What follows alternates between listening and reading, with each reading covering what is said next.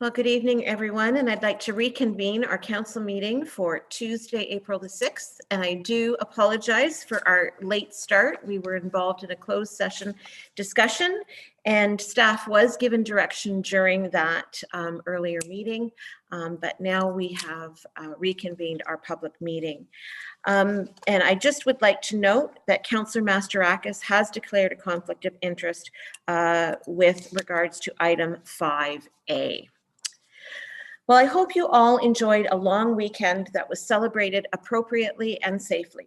My weekend consisted of receiving calls and emails from many residents and businesses from across Lucan Biddulph and the county. Many were confused and dismayed with the situation that we find ourselves in today, imposed upon us last week by the province. Quite frankly, I'm at a loss. I feel incredibly disheartened that we can see the light at the end of the tunnel, but here we go again into some sort of shutdown. And I will admit, I am confused over some of the messaging we have received. We have worked so very hard and we have sacrificed so much, and yet we find ourselves in much the same spot we were a year ago. What have we learned? I know that I've learned a lot, both professionally and personally. And I can only hope that my colleagues at higher levels of government have learned lessons as well and are looking to the future to implement changes. So when we find ourselves in a similar crisis again, because we will, the approach will be different and our safety nets will not be in the precarious position that they are today. What I am confident in is the need to support our local small businesses as much as we are individually able to. If you have the resources, please commit to ordering takeout from one of our restaurants in Lucan Biddulph once a week. We are so fortunate to have the variety of choice that we do. Please buy a gift certificate to be used for a future date from a personal service provider. If you are on social media, share and tag the restaurant or business that you are supporting. I would also encourage you to shop in our neighboring communities, including London. If you cannot readily purchase something in Lucan Biddulph, purchase it in our region. We have so many options available to us, either through local delivery or curbside pickup. Please always choose to support our local stores and services rather than the impersonal online giants. Doing this will ensure that our local businesses will still be there supporting community and serving you when we get out of this at the end of the month. I would encourage you as well, if you know a local shop owner that has been affected again, reach out with words of encouragement and support. In speaking with some business owners, it is evident that their spirit is just about broken. It will go a long way for them to receive a text or a phone call from a client or friend. With the announcement of vaccines now being open to those 65 years and older, I want to encourage our residents to book their appointment through the Middlesex London Health Unit's appointment booking page. It was also announced today that pre-registration for essential workers through their workplace has opened up. This includes agricultural and farm workers. Please go to the health unit's website for more information. We are fortunate to have a mass clinic in Mount Bridges, and I understand that there is frustration that there is not a clinic directly in our community. But as we know, characteristics with the vaccine, staffing levels, and many other considerations have been taken into account, and this is where we are today. I can assure you that I am in constant communication with the MLHU to discuss how we can make the vaccine more accessible to community. But this is where we are now. It is hopeful to see vaccines being distributed more through pharmacies. This will increase accessibility. In Middlesex County, we are always quick to brag about our sense of and responsibility of community. Let's show that off. If you know of someone who has transportation issues, consider arranging safe transportation for a neighbor or friend. We need to get vaccines into the arms of those that are eligible. We are all in this together, and we need to support those that may not have the resources available to them that they need. So as always, we have to always remember to remain physically distant, to wash our hands. If we have COVID symptoms, we must get tested. Stay home. We have to keep our bubble tight. Only go out for essential shopping.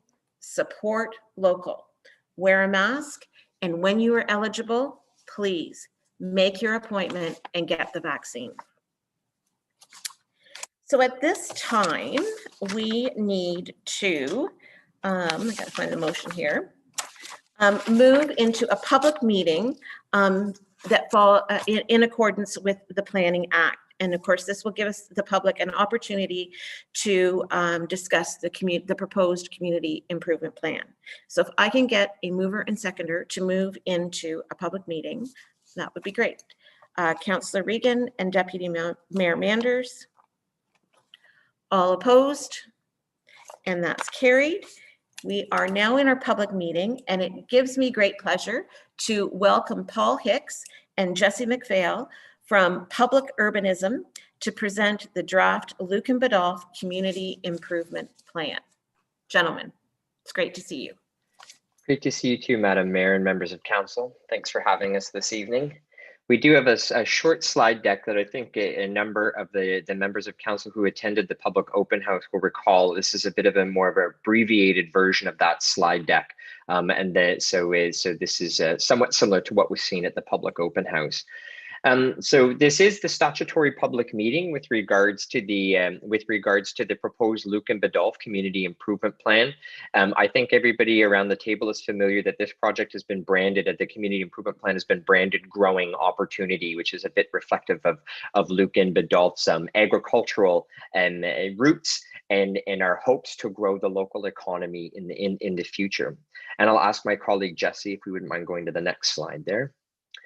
So very briefly, the agenda for this slide deck, we're going to talk a little bit about the project, the background work that was completed, an overview of what the community improvement plan is and the proposed incentive programmings, and then next steps, and then we will turn it back over to you, Madam Mayor, for the public commenting section of the Q&A section.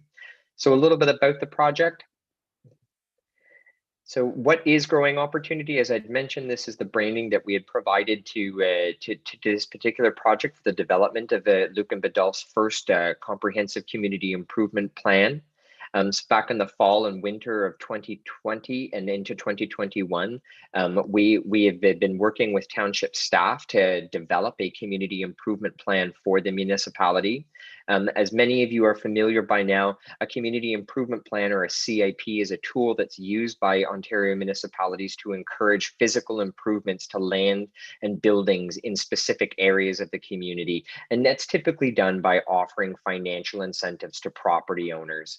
And I'm sure, as Council is likely aware, a community improvement plan is one of the only opportunities that a municipality in Ontario has to offer direct incentives to private enterprises or individuals, as these are otherwise prohibited under the Municipal Act, under the bonusing provisions of the Municipal Act. And so the main goal of this particular project was to create a financial incentive toolbox that would support economic development and complement the explosive and fast-paced residential growth that the township has recently seen. And one of the earlier focuses on this project was ensuring that the incentives encourage improvement throughout the township. And to that end, as I had mentioned just previously, community improvement plans are often targeted to specific areas of a municipality, where in the case of the Lucan Biddulph plan, this will apply to the entire corporate boundaries of the municipality. So both urban and rural areas will be eligible for the incentives that are offered in this plan. In terms of project timelines and project wrap up, as I mentioned, we had started this project in the fall of 2020, back in September, where we had undertaken our background analysis and undertaken community engagement in the form of a public survey. And we had some great feedback from the public, and I noted this at our open house, with the number of people that had participated in this project is something that Council and members of and residents of Lucan Biddulph should be very proud of. So that took us into November, and throughout January, we were drafting the actual document itself, the actual community improvement plan. And then throughout February and into present day, we were undertaking the statutory approval process for this. So this included a technical circulation to groups like Municipal Affairs and Housing and other bodies that are normally circulated with regards to planning applications. And we held our public meeting just a short week ago. And now we're at the stage of conducting pardon me, we didn't hold our public meeting. We're holding our public meeting this evening. We held a public open house as required under the Planning Act just a short week ago. And this evening we are hosting the statutory public meeting with regards to that. And we expect council approval to come shortly after this public meeting. So with that, I'm going to turn the microphone over to my colleague, Jesse, who's going to walk you through very briefly the background work and analysis that was conducted and walk us through the actual community improvement plan. Thanks, Paul. So as part of the developing this project at the very outset, stage one involved taking an analytical approach to looking at the community and identifying some of the strengths and challenges or issues that the community is facing with respect to community improvement. And this whole backgrounding exercise culminated in the preparation of a background report. So this report contained a policy review, a community assessment, like I said, an analysis of stakeholder consultation, so the public survey and the workshops, and identified some emerging themes and recommendations that would be carried forward throughout the drafting of the plan. So again, this background report was a crucial step in understanding the current conditions and needs and priorities in the community before actually undertaking the preparation of the plan. In terms of stakeholder consultation, there were 2 workshops and a public online survey that were published for the project, and this really helped us ground the plan in the local context and really allow the community to take ownership of that plan, so that we're not just kind of planning from our ivory towers, right? We're building this thing with the community. You guys live and work and do business here. You know the community better than anyone. So we were happy to see that we were able to engage with over 330 local stakeholders between members of council, business owners, members of the general public. Were engaged throughout this process. So we were really happy to see that. And I'm sure that number is actually probably a little bit higher following the circulation with the open house and the public meetings. And I'm sure there was some interaction there. So happy to see that level of engagement. The background report and the stakeholder engagement really culminated in these community and priorities that were identified through that backgrounding exercise. These are just a few. This is a non-exhaustive list, but this is just a few of the different priorities that were identified through those backgrounding exercises. So things like planning for growth properly, Main Street revitalization, looking at supports for agritourism or rural economic development, balancing those incentives between the urban area and the commercial areas and those, rural home-based businesses. And things like, providing tax and financial incentives for businesses. Those were all identified as priorities in the community. And we really hoped that this community improvement plan does embody those priorities through its implementation. So with that said, getting into the actual document itself, so Growing Opportunity is sort of the name given to the project and the name kind of given to the community improvement plan as sort of a branding.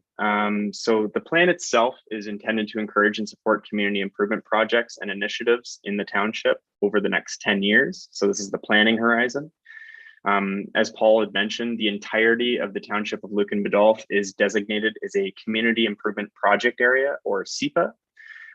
So this community improvement project area is an area in the community that's identified where this plan will be applicable. So as we said, it's going to apply throughout. That being said, the incentives that are offered under the plan, they are tailored with different eligibility criteria and eligible projects to ensure that they are scoped to certain areas. So certain ones will be available in downtown Lucan, others will be only available in the rural area. That being said, Township Council will have full discretion as to which incentive programs to activate from year to year and which leadership initiatives to pursue. So With that said, there are a total of 7 financial incentive programs outlined in the CIP and a total of 4 municipal leadership initiatives. Now, this financial incentive programs are geared towards incentivizing and providing monetary grants to really encourage those private sector projects and improvements to private property. The municipal leadership initiatives are more geared toward public realm improvements and things that are going to be undertaken by the township itself. So for the financial incentive programs, the first 4 offered are the first would be a beautification program. So this grant would offer up to $6,500 for improvement projects to eligible buildings and properties that would be involved with, facade improvements, signage improvements, anything that's sort of a visual exterior improvement to a building. A rural opportunity program would be the second program.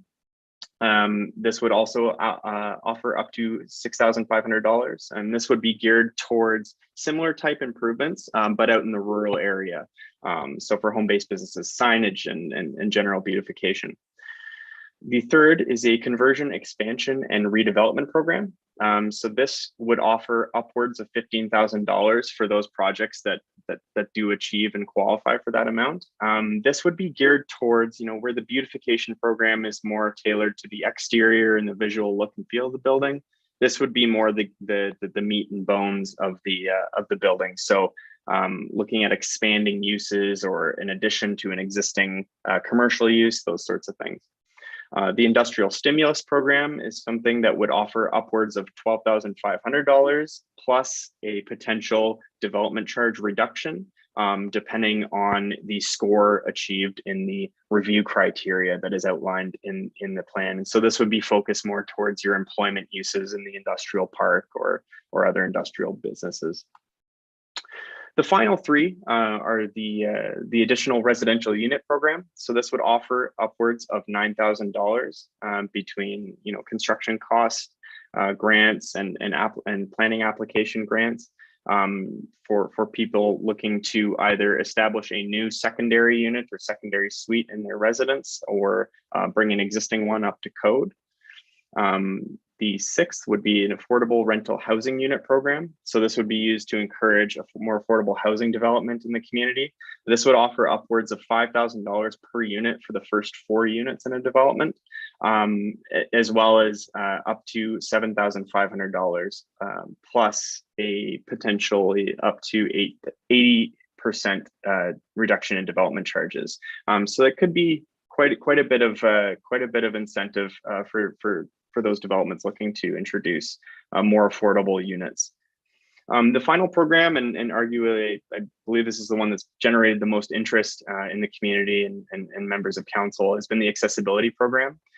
So this would look at offering upwards of $6,500 plus a 75% reduction in building and planning fees to really help businesses and eligible properties upgrade accessibility to their property and their buildings. So things like installing wheelchair ramps, retrofits to their washrooms to ensure they're barrier free, those sorts of things to really make sure the mobility in the community is improved.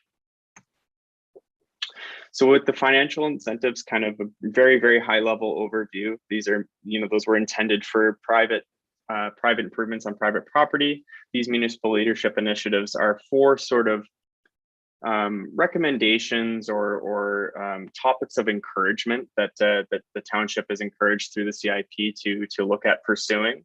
Now, this isn't a to-do list or a commitment to the township that they're going to undertake these projects. These are more, again, for inspiration for the township to undertake these projects to complement the private property improvements that we would be supporting through the incentives. So the first would be a community accessibility and mobility audit. So this would involve a review of the community to provide the township with better insight into the issues and potential solutions for improving connectivity, safety, and better experiences for pedestrians and other non-vehicular modes. So this would look at, improving sidewalks, improving connections throughout the township, those sorts of things. And this time frame would be anywhere from the first year of plan implementation to the 3rd year. This would look at best practices in other communities, and this would involve a lot of community engagement with the process. The second would be a streetscape improvement strategy. This would be meant largely as a follow-up to the audit, although it could be undertaken as an individual project. This would look more at specific interventions or projects that can be pursued by the township to really help put some vavoom into the main street of the community. This could also look at implementing different design policies for new subdivisions or new development to ensure proper connectivity, greenscaping, landscaping, making sure that the roadways aren't always dominated by the vehicle. The third would be the township design guidelines.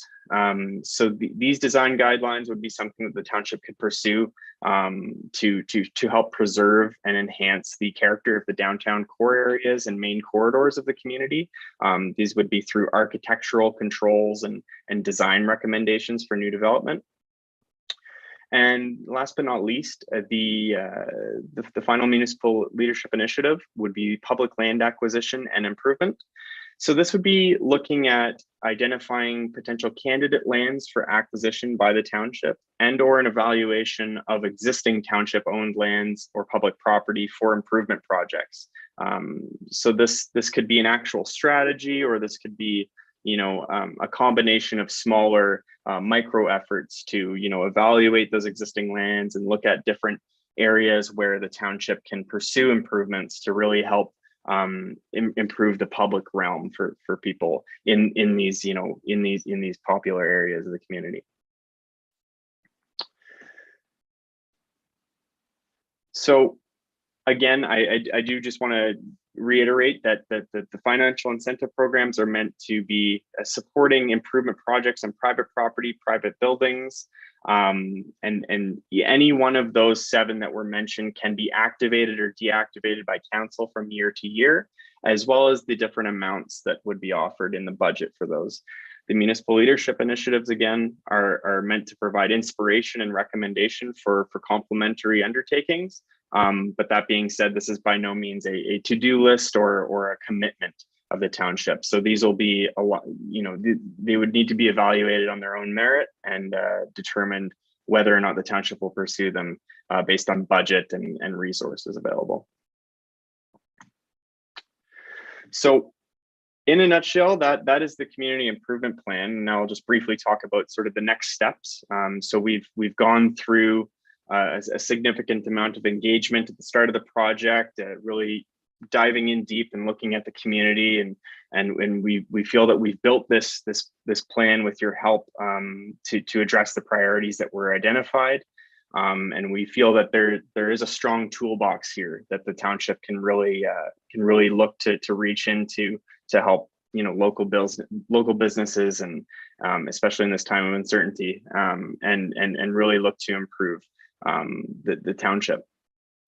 So we are rounding out sort of stage 3, or the final step of this process. So the final approval process following this public meeting, which is a statutory public meeting under the Planning Act, council will be considering all feedback and comments received both at the open house and this public meeting, and they will make a decision on whether to adopt the plan as is or adopt with revisions. The adoption of the community improvement plan will be by way of bylaw, and as part of this process, the township will also be considering an official plan amendment to make minor revisions to the existing community improvement policies within Lucan Biddulph's current official plan. So the current official plan still allows for this document and still supports this document. These are just more housekeeping changes and technical wording changes just to make sure everything is consistent.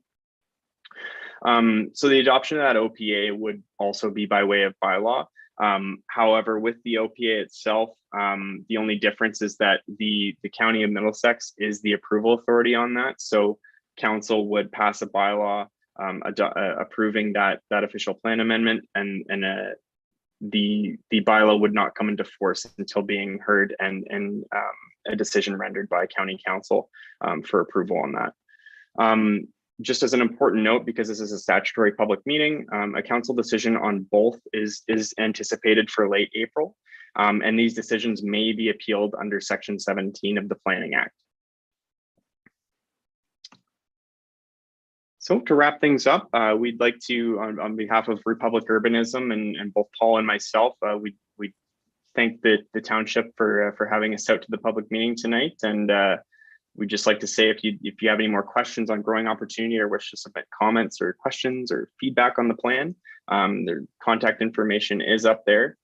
We would urge those wishing to submit comments or questions or inquiries to do so as soon as possible, as it is our understanding that the council will be considering the adoption of this plan very soon.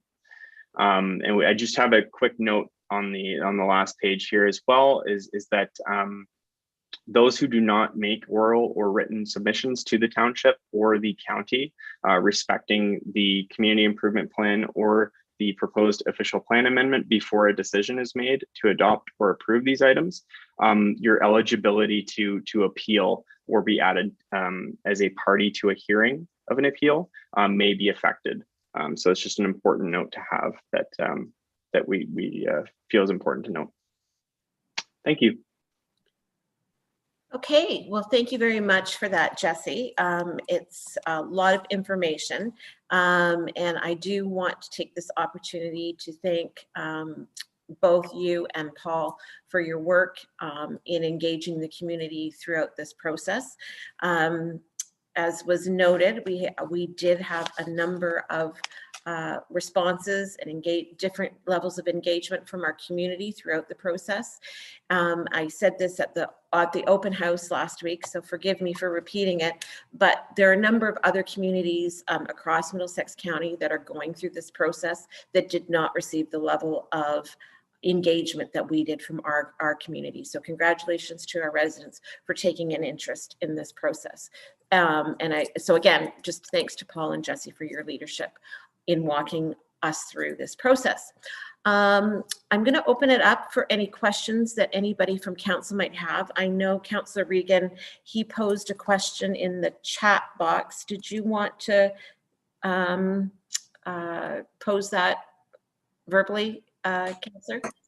If I may, Madam Mayor, thank you. Yep. So I was just wondering about the survey, the field of people that you surveyed or that joined the survey, like the demographics. So I'm just concerned. I mean, if everybody that did it was over 65, you're going to get a different answer. So yeah, so I'm a bit of a stats person. So I'm just wondering when we're testing for that. I mean, so do we have an indication that it's a broad group of people in our community? Is it just people in business? Is it just people under 25? The way the very good question to the chair. The way the survey was designed was more of a high level, and it was more focused on. So short answer, there weren't any of the demographic questions that were asked as part of the survey. So age, sex, those sorts of things. The only demographic question would have been whether they lived or did business in the township.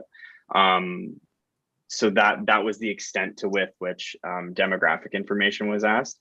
And understandably so, we did look at those results from the survey, and while they did have an influence on some of the recommendations that came out of the background report, we also took that alongside the staff workshops and sort of our own assessment to make sure that we're grounding them sort of across the board, and not just kind of like you said, it could be at risk, you know, if there's a specific demographic or age group, or if it's just business owners, right, we may be getting just one piece of the puzzle. So that was recognized in that, but short answer, no, that information wasn't asked for the survey. All right, thank you, Jesse. Thank you, Madam Mayor. Okay.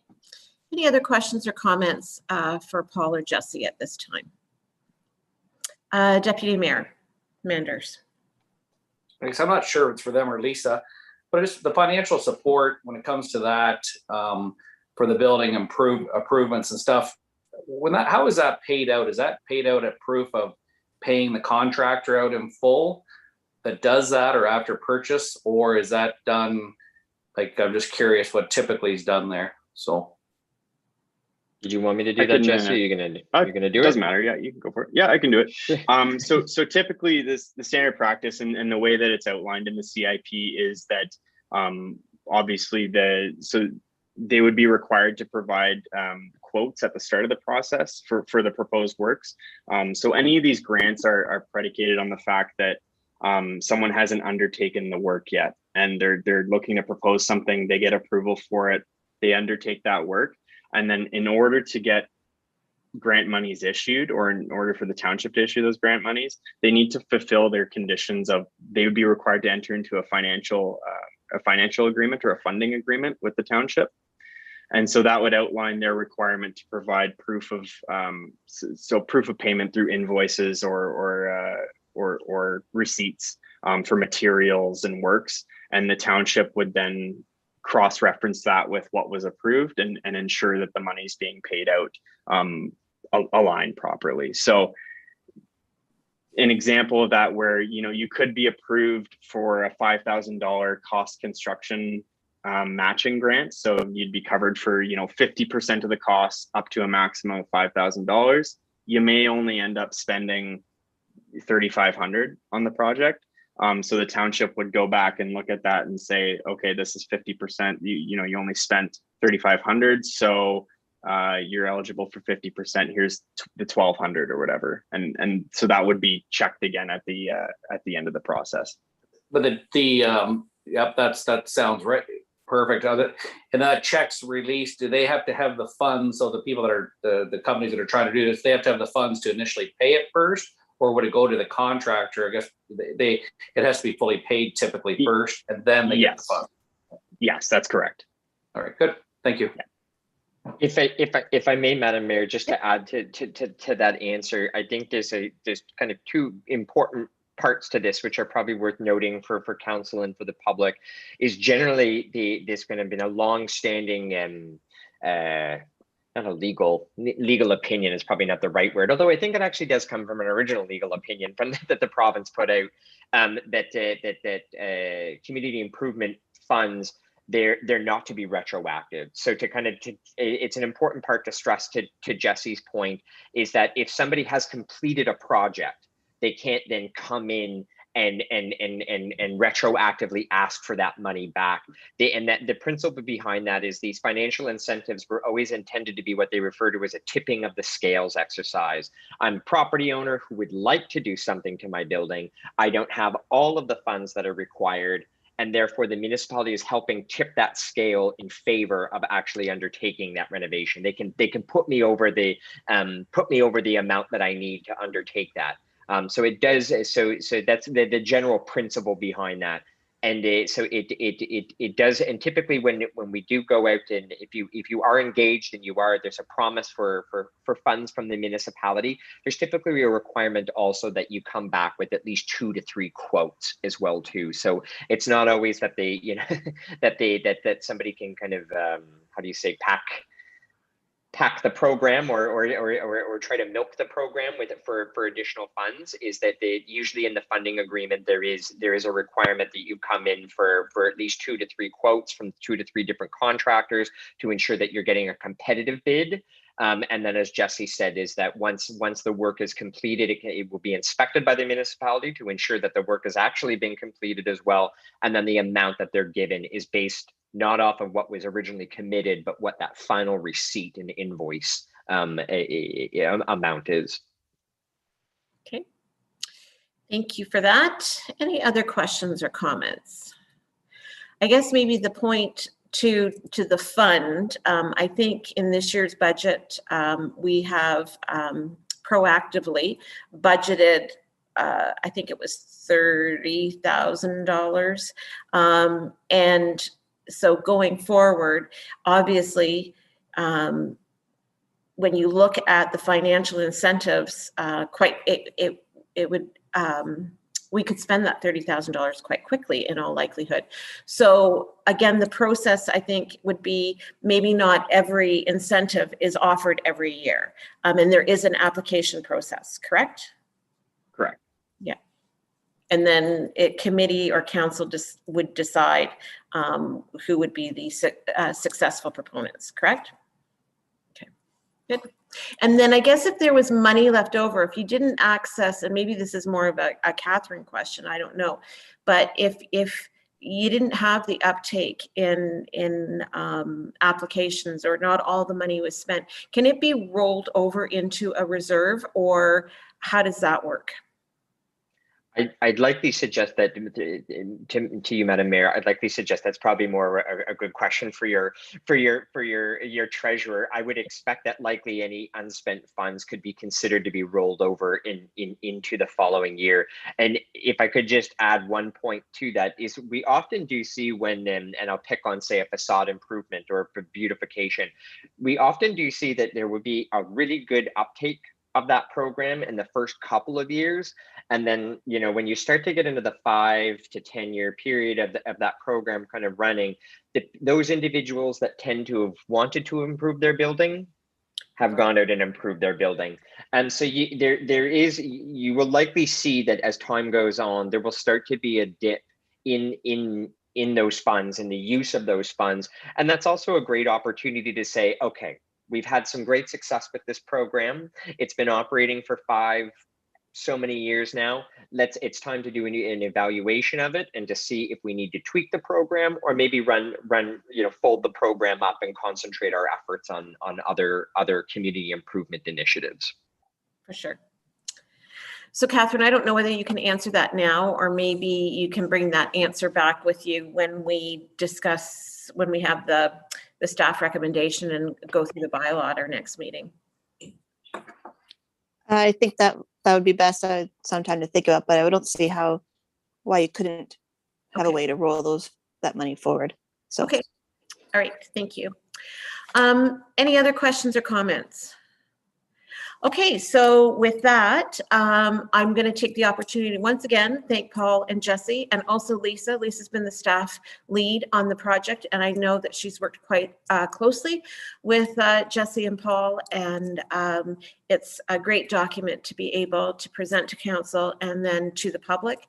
And for anybody watching this, to Jesse's suggestion, if you've got any comment after seeing the presentation, going back, watching the public, the open house meeting, if you've got any questions or comments, please pass them along to Lisa, because it is my understanding, and I'm looking just for a nod at the head, that at our next council meeting, that's when the OPA, the bylaw, will be brought up for discussion with recommendation from staff.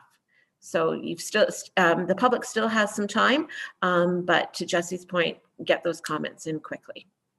Okay, so thank you very much, gentlemen. And with that, I would ask for a motion to move to reconvene our regular council meeting. Councillor Westman and Councillor Regan, all opposed?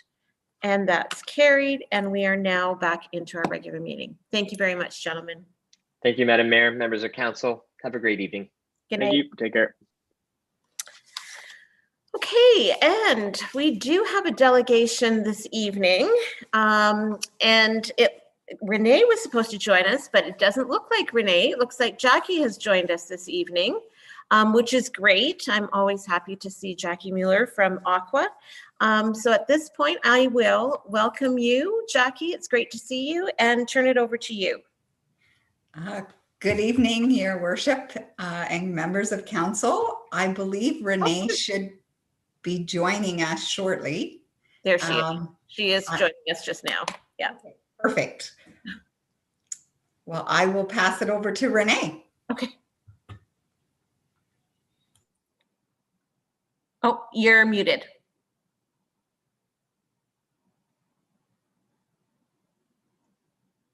Still muted.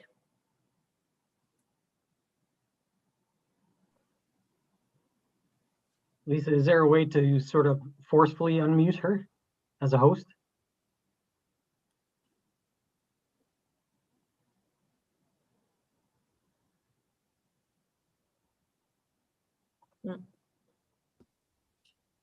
Oh, I'm trying.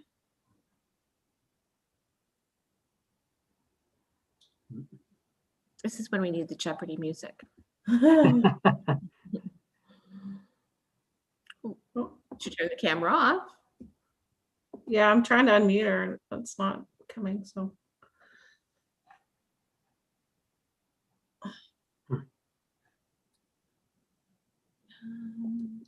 I'm gonna try and make a co-host and see if that helps. She may be using a headset, so I just texted her to say, take the headset off.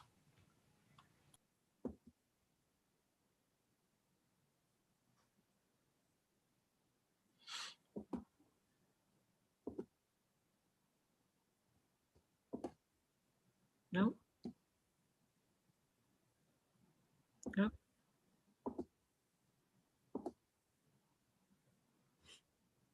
Now she's gone. She's gonna try to jump back in, maybe.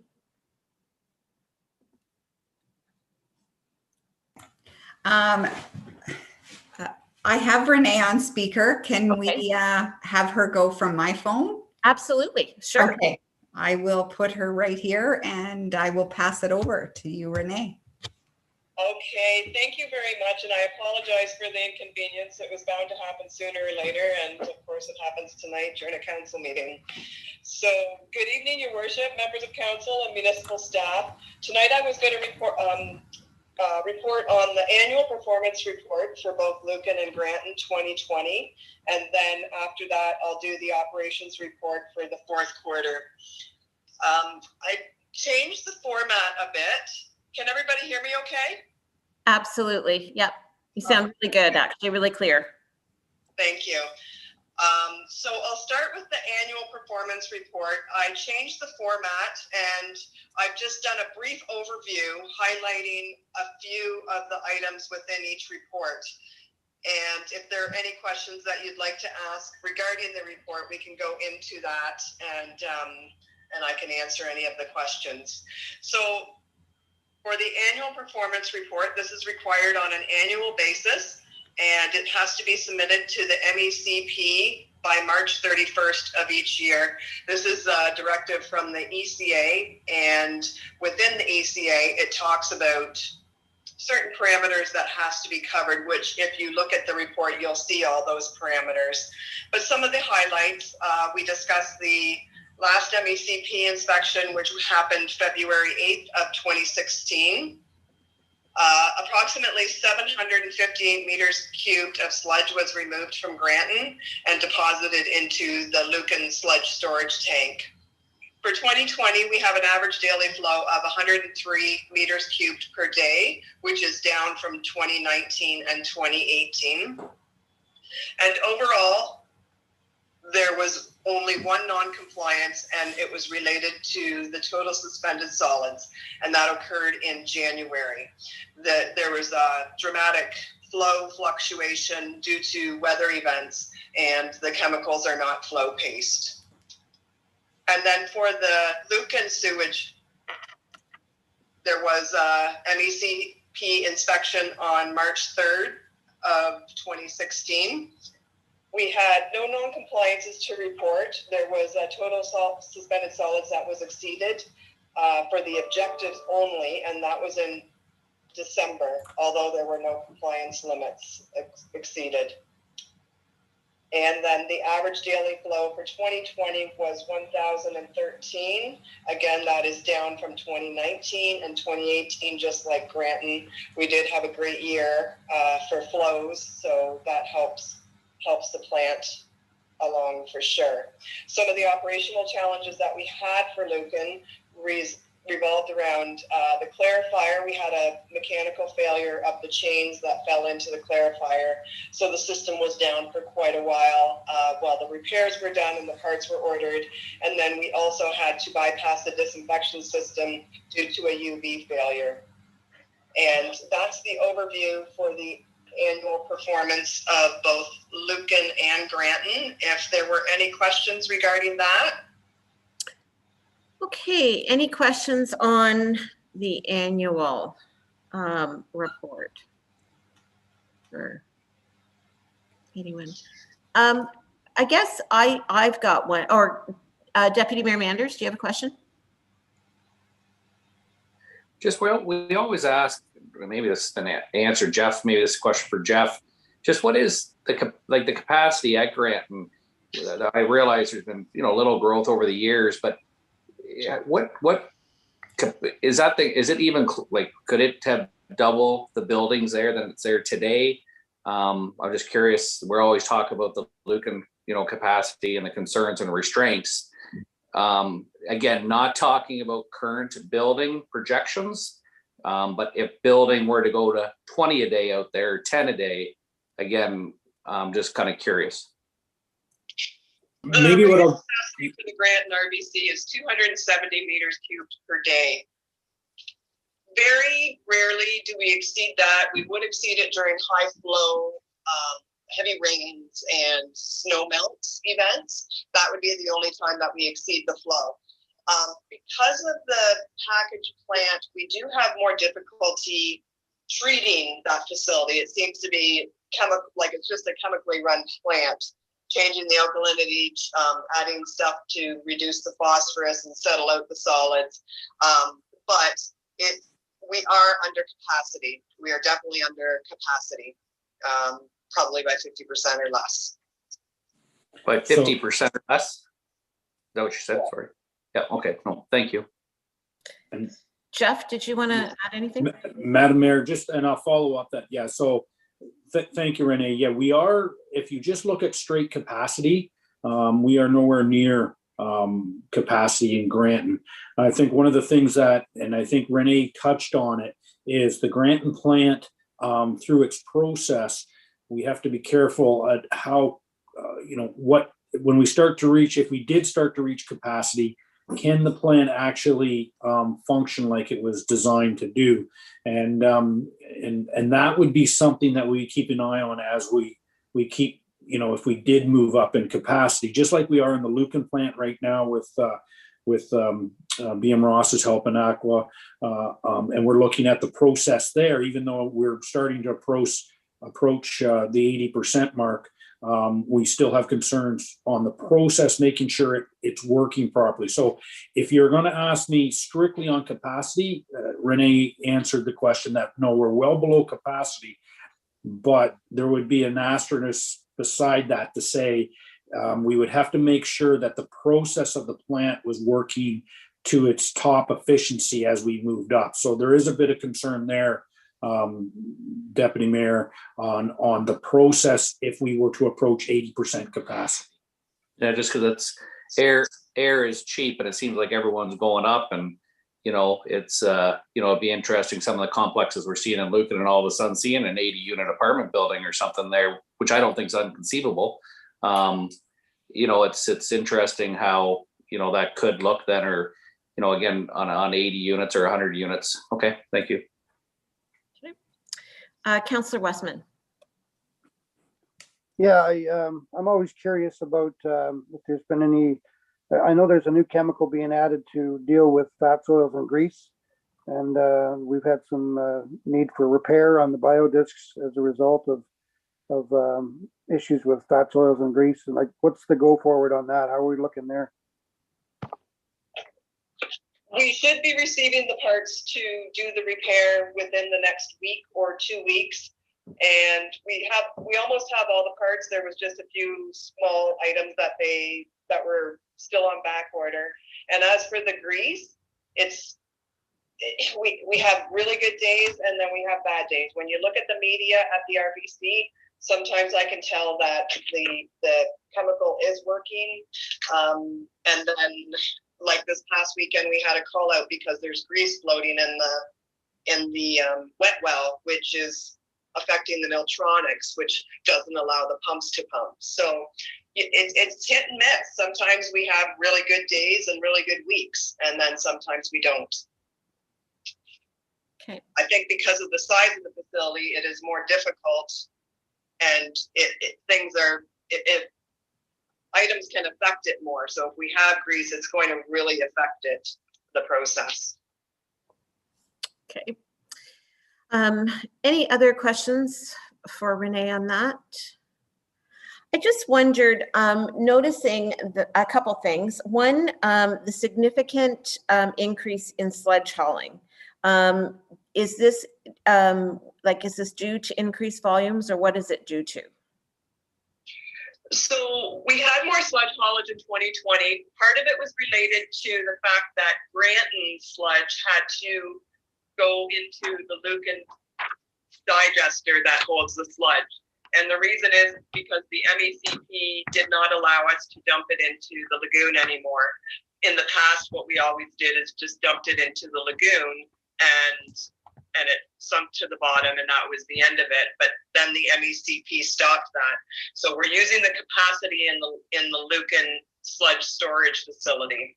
So that alone increased the sludge by 750-ish meters cubed, and that's just from Granton.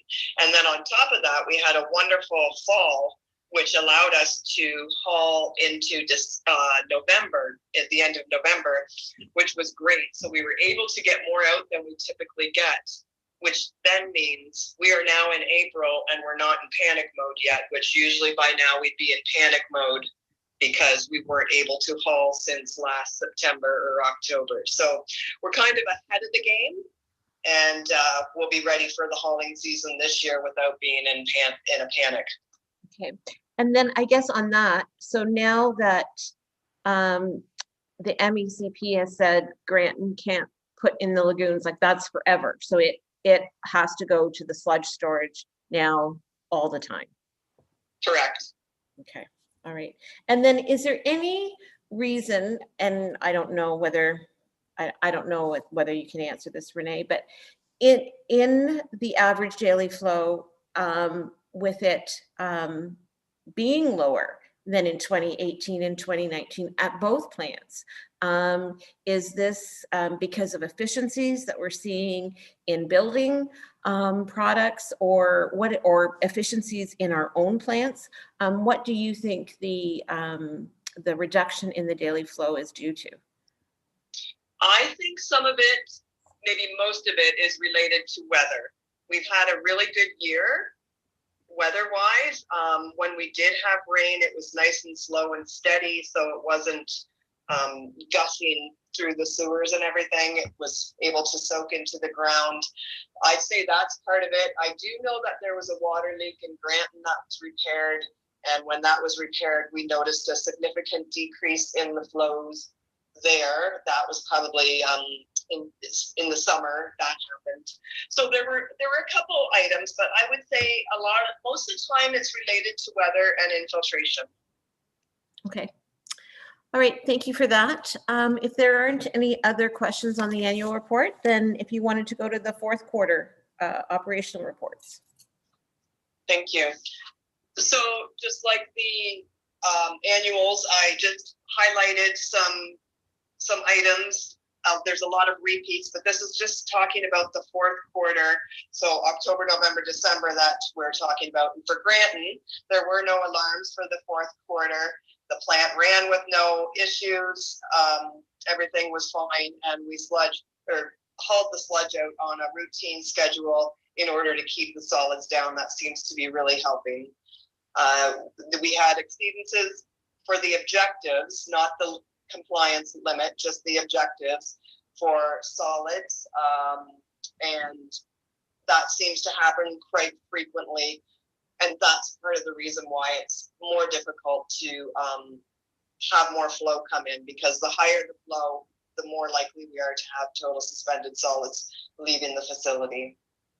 And then into the highlights of the Lucan sewage plant, we were able to haul sludge, like I had said, into November, which is a great thing. We installed a scum trough in attempts to eliminate some of the foam that builds up at the beginning of the clarifier. This was one of the recommendations by Blue Sky Engineering that came in and did a optimization study. And then we had a total solids exceedance in December for the objectives, but not the compliance limits. And that's the highlights for both facilities for the fourth quarter. Okay, thank you, Renee. Any questions for Renee on the fourth quarter reports? Just wondering, and I don't presume to know the answer, but I think I do, just because we haven't had, there hasn't been a difficult spring. We haven't had any major weather issues, going back to your comments about weather. So I guess, were there any issues with high flows when things began to thaw? No, it was a wonderful thaw. Mother Nature has been very kind to us lately, I must say. And no, it was a great great winter, spring thaw. And one of the nice things I do have to say about the Lucan facility is we have lagoons there. So when the flows do get really high, we have the ability to divert the flow, some of the flow, into the lagoons, which then we can feed it back to the sewage plant at our own rate when the flows are low. And that really helps us along with the treatment facility overall. And it's just a nice thing to have. This is the first facility that I've worked at that has that ability. And it is really great to have. So no, I would say flows were wonderful this year.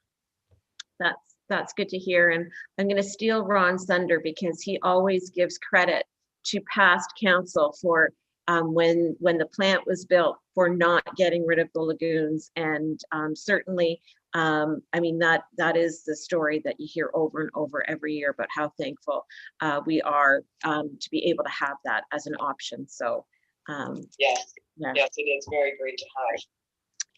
All right, well, if there aren't any other questions, then I would ask for a motion to accept the 2020 annual performance report and the 2020 fourth quarter operational reports for the Lucan and Granton wastewater treatment plants as presented for information. If I can get a mover and seconder for that, please.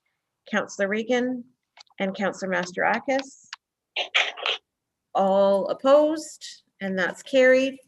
Thank you very much, Jackie and Renee, for joining us. I'm glad that we were able to get you on. It was very clear. We heard you did a great job, and well done for thinking on your feet and being able to use the phone. Very much. Thank you very much. Thank you. Bye. Okay, moving on to our minutes in front of us. We've got two sets of minutes in front of us for March 16th, our regular council minutes, and our special meeting minutes from March 30th. And if nothing needed to be amended, then again, I would ask for a motion to accept the minutes as approved, as circulated, be approved as circulated. Councillor Regan, are you making the motion? Motion to accept, Madam Mayor. Okay, thank you. And Councillor Mastarakis? And all opposed?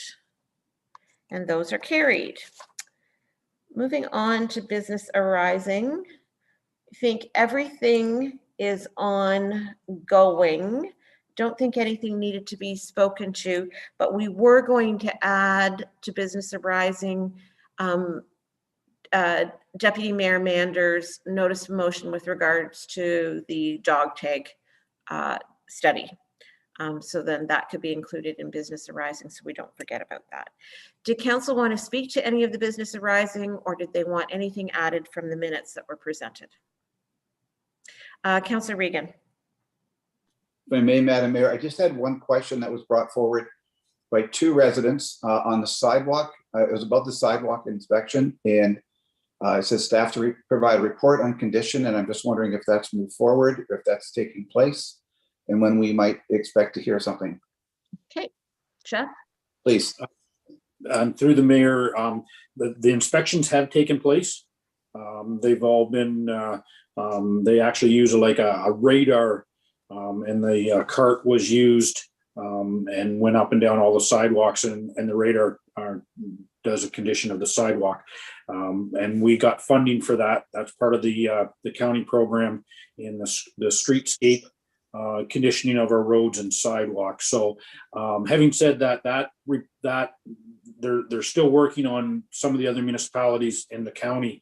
And when all the municipalities have the chance to get their information, we're going to coordinate through the county and be able to access that information through a program that'll bring out those reports. And in that, we'll be able to bring that forward to council, and it'll be public information as well. And I'll bring it forward as part of the report on the conditions of the sidewalk. So as for a timetable on that, I believe it'll probably be closer to the middle of May, if not the first part of June.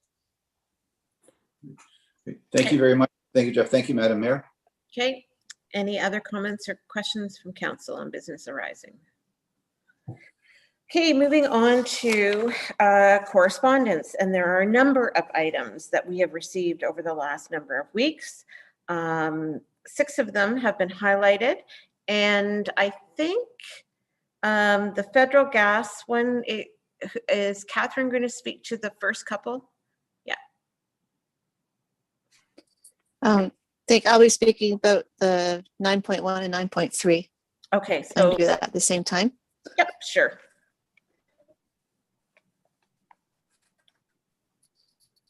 All right, so the first one is just an announcement from the federal government regarding, I'm just going to speak to the federal gas tax amount there. So they put together a proposed bill C-25 that would change the name of the fund from the federal gas tax fund to a Canada Community Building Fund, and at the same time announced a one-time top-up of the fund for this year. And should that bill get passed, we'll receive a top-up of $143,297 this year, bringing our total for 2021 from federal gas tax of $292,358. So that'll go a long way towards, we had that tag to use on the bridge improvements. So that's good news if the bill gets passed. Mhm. And then the other one I speak to is on the 9.3 regarding the letter from the Minister of Infrastructure and it's regarding the asset management planning timetable. And that's just a little bit of good news for us and everyone. That's a big sigh of relief from a lot of people across the province as far as getting more detailed asset management planning in place. And that was all the deadlines have been pushed off by a year. I think that was in light of COVID last year. So people, they lost focus on updating and getting that information because you had to work with outsiders and now is a better time and everyone knows how to do that kind of work more safe at this time. So that was good news that we have another year to get all of these things in place, and you can read all the details of what that entails in that letter. Great. Thank you for that, Catherine. Any questions on the federal gas tax or the letter from the Minister of Infrastructure? The one that I'm going to highlight is the one from MPAC, and again, it's fairly self-explanatory, but province-wide assessments continues to be postponed, and that came, of course, through the budget. And there is no date as to when assessments are going to be reopened. So, which I think could be very difficult for some of our residents, because who knows at what year they're going to use an assessment value for and what that will mean. But that's where we are with MPAC. Then Ron, did you want to speak to the letter from Minister Jones about the OPP? Thank you, Madam Mayor. The letter from Sylvia Jones regarding the update on the OPP detachment boards. Each detachment has now, it's going to be a requirement to have a police services board that covers the entire detachment area. So in our area, it's the Middlesex detachment, which is basically all the lower tiers within the county of Middlesex, with the exception of Strathroy-Caradoc. Of course, Strathroy-Caradoc has their own police force.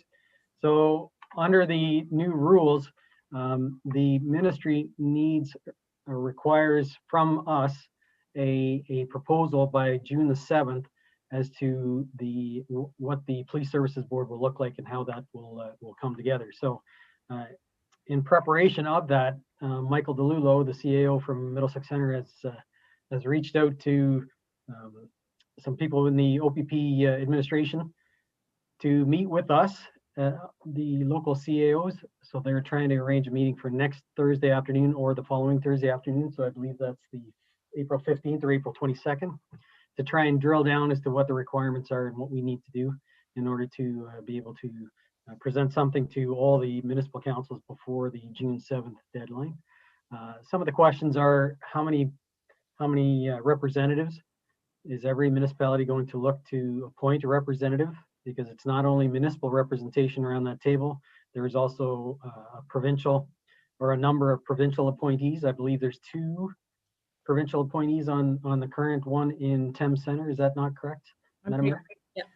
So it's a question of what is the ministry, if they're gonna appoint 3 people, and assumedly I would think it'd be at least 3 if Thames Center already has 2. The minimum number is 5, and that's 5 appointees regardless of whether they're municipally appointed or provincially appointed.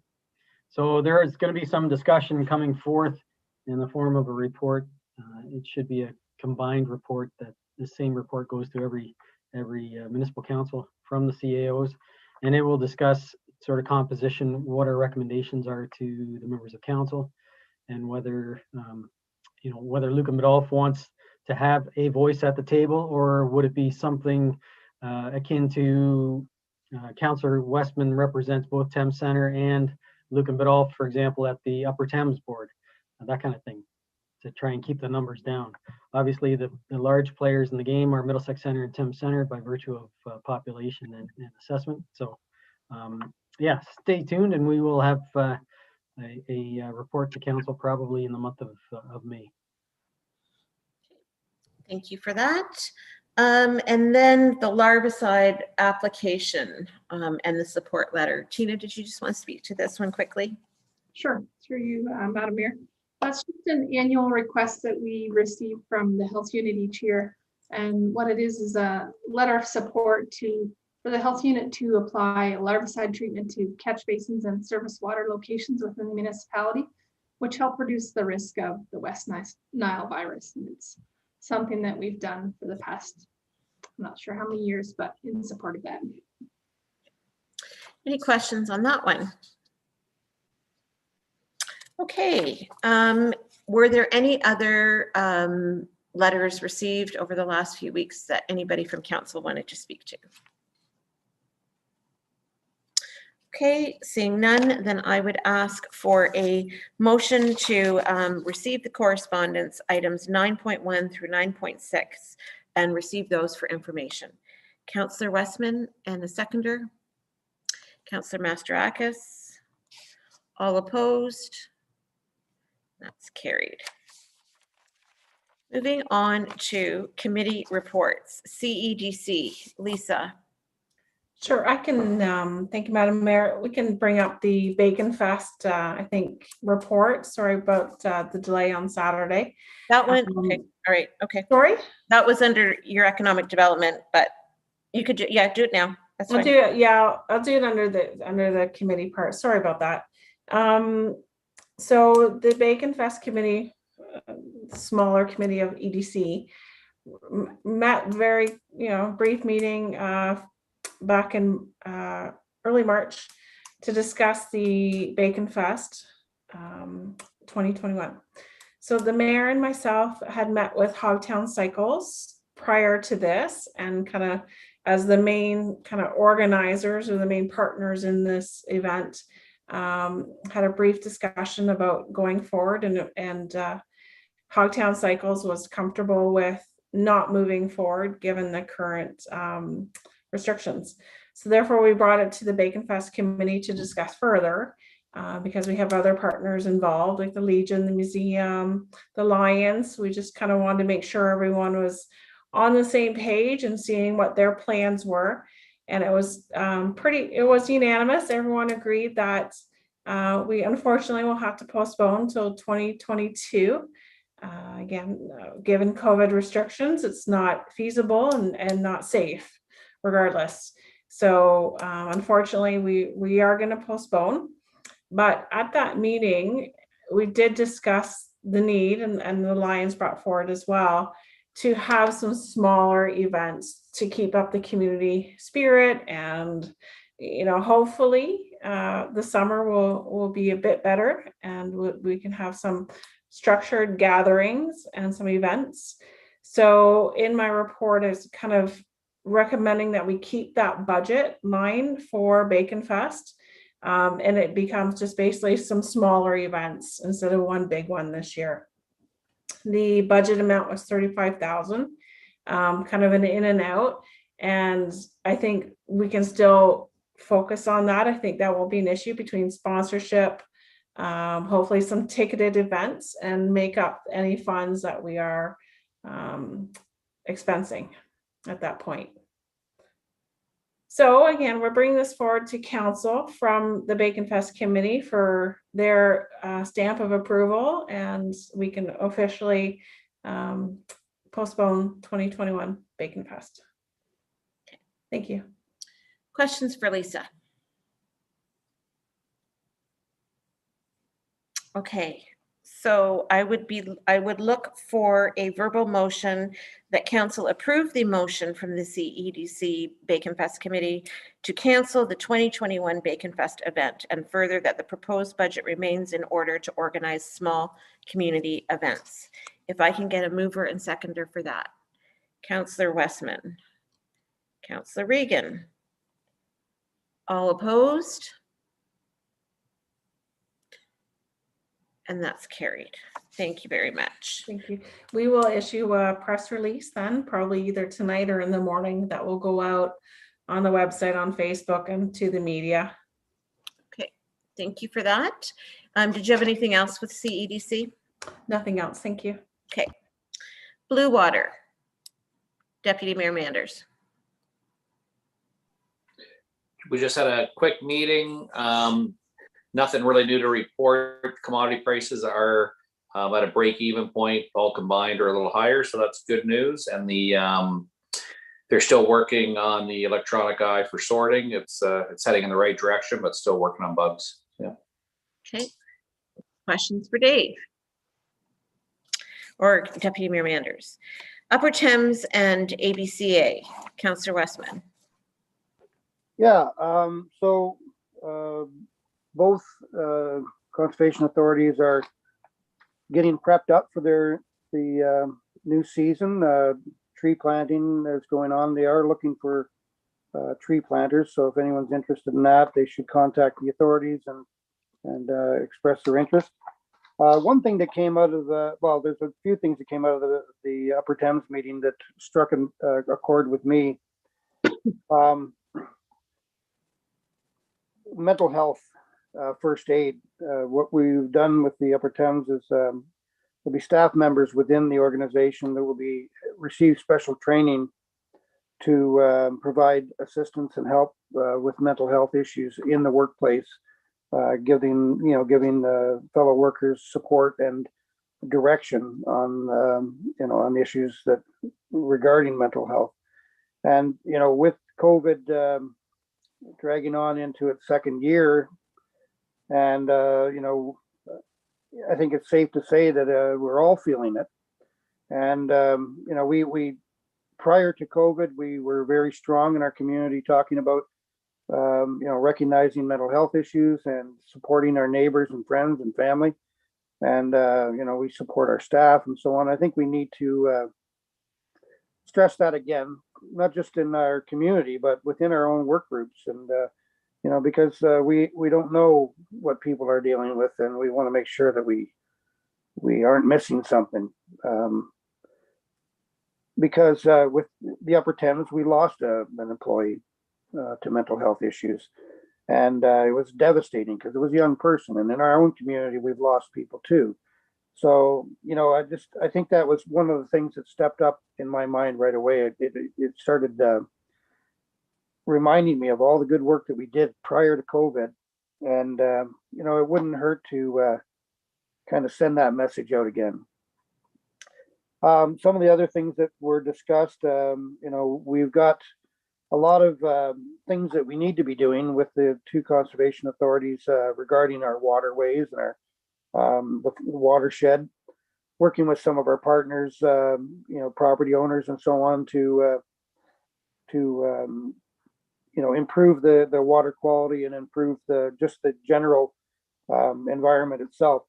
Mayor Cathy reminded me there was a piece of information that went out about a demonstration farm that the more you look into it, it's amazing what people are doing, what some of our neighbors are doing for conservation and for their own, they are gaining benefit from themselves, but it's also benefiting all of their neighbors and everyone down the water course, including the most vulnerable, which are our species at risk, mussels and turtles and birds and every other animal out there is going to benefit from the work that is being done upstream.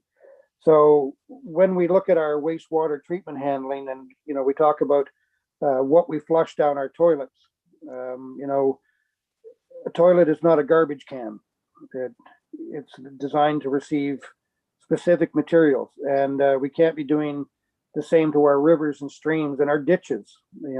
Garbage in the ditch does make its way into the water course, and what we apply to our lawns and what we apply to our fields does end up in the water course. So these are things that we should be taking seriously as individuals and as a community. So other than that, I just want to remind everybody about the gypsy moth. The gypsy moth is something that we have around here. I spent part of the weekend helping kill off some egg sacs in a bush lot nearby, and it was amazing. I took one of the egg sacs apart, and there was literally 200 eggs in it. And one little patch, half an inch wide, could potentially produce hundreds of gypsy moths, which will consume, like the caterpillars and the moths will consume canopy and leaves of their trees. So anybody who's looking for information on how to deal with gypsy moths can get a hold of the Sauble Bayfield or the Upper Thames River Conservation Authority. And it's not terribly difficult, but it is something that if it will terminate itself in 3 years, but in the meantime, we've got a bit of a thing ahead of us we should be working on. So that's essentially it, other than there's lots going on in ABCA regarding shoreline management. It's an ongoing issue with shoreline property owners that are losing their shoreline property. It's literally eroding into the lake. Lake levels are at a record high. And, that's something that is becoming a bone of contention on how it's mandated and what has to be done to secure the shoreline. So I guess that's my report. Great. Well, thank you very much, Councillor Westman. Any questions for Councillor Westman on that? Okay, I'm just going to, I never did talk about Lake Huron. I had forgotten my notes at the last meeting. Excuse me. We did have a meeting at the beginning of March, and the big news out of that was that we extended Aqua's contract. Excuse me, for 5 years, and this will be the last extension, and then after that we'll have to go for a request for proposal, and I'm going to have to break for 1 second.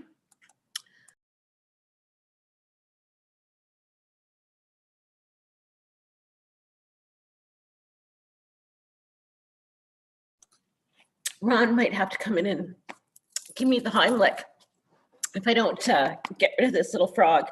So, so we just extended Aqua's contract as the service provider, and as I say, this will be the last extension for that contract, and then it will have to go for a request for a proposal, and that will actually be quite a process. It actually is about a 2-year process for that to go and go through the process of looking for a new operator for that system in Lake Huron. So that's what we discussed at Lake Huron. Parks and Rec, Paul. Thank you to you, Madam Mayor. We are meeting tomorrow night at 6 p.m. The link for YouTube is available on our township website. And, excited to see the group after our wonderful announcement, and hopefully, there's going to be some good discussion, and welcome our new members. That's great. Thanks very much, Paul. Any questions on that one? Okay, moving on to staff reports. Ron. Thank you, Madam Mayor. And actually, I'm surprised. I expected more of an announcement out of Mr. Smith there. I thought you would steal the thunder, but no, you've left it for me. So it's actually been almost 3 weeks since our big announcement with the phase 2 funding for our project. So we haven't had a formal regular council meeting since that date and time. So that was a big win, and many thanks to the mayor and council for continuing to push that project. So we look forward to moving forward with that project. The one item that I'm working on right now is the transfer payment agreement that accompanies that funding. So it's a mere 57 pages long. So it's a bit of a process to read through all that. There is one area of concern, and the mayor and Paul Smith and I have talked about that, and that is the requirement for tendering. Obviously, with this being phase 2, most of the engineering part is already done. So we are trying to figure out with the infrastructure staff, how do we not run offside of that requirement in the agreement. So I think there's a way around it. I think it's just a matter of sending a letter explaining that this is phase 2 of the project and that the engineering has already been done, and we have complied with the Lucan Biddulph procurement rules. So I hope that's the answer, but I will hopefully have a better answer, and I hope to have that transfer payment agreement before council at the April 20th meeting. So that is item number 1. Item number 2 will be of great interest to our deputy mayor. The construction of the car wash has started. The concrete has been poured, Mr. Deputy Mayor. You can see progress happening as we every day coming to work is it's a little bit further along. So we welcome that new business to town, and we look forward to its completion. So, and the last one, we many thanks to Lisa DeBoer. She's still on the screen here. She's continuing to work with Dr. Mia, trying to find office space. We've got I think a couple good leads that hopefully will provide her a location for her to move to. So we will continue, but again, this is obviously a public meeting. If anyone on listening to this knows of office space, please get in touch with Lisa DeBoer in her office, and hopefully we can make Dr. Mia a new office location. So thank you. Okay, any questions for Ron? Okay, Tina, do you have anything? Just a couple of things through you, Madam Mayor. Just a reminder of some upcoming special council meetings for the month of April. Really ahead of myself there. So we have a special meeting on Monday, April 12th at 9 a.m. Blake Train. There's also a meeting that week on Thursday, April 15th at 8:30 for the OP draft presentation with Stuart Finlater. Our regular meeting, of course, on Tuesday, April 20th. And then at the end of the month, we've scheduled a special meeting with Greg Stewart for review of the council code of conduct and possible amendments coming that way. I haven't heard from all councillors whether they were available that date. So if you could just shoot me an email to let me know if you are available, because if we need to amend that date, we'll do so. There is also a committee appointment bylaw included tonight for adoption. That's to appoint the new members to the Parks and Recreation Committee. And Mayor Kathy did mention to me earlier that there is an amendment to the Baconfest committee. Anne Langendijk is no longer on that committee, so I will make that amendment to that bylaw if we can adopt it as amended tonight. And that's everything.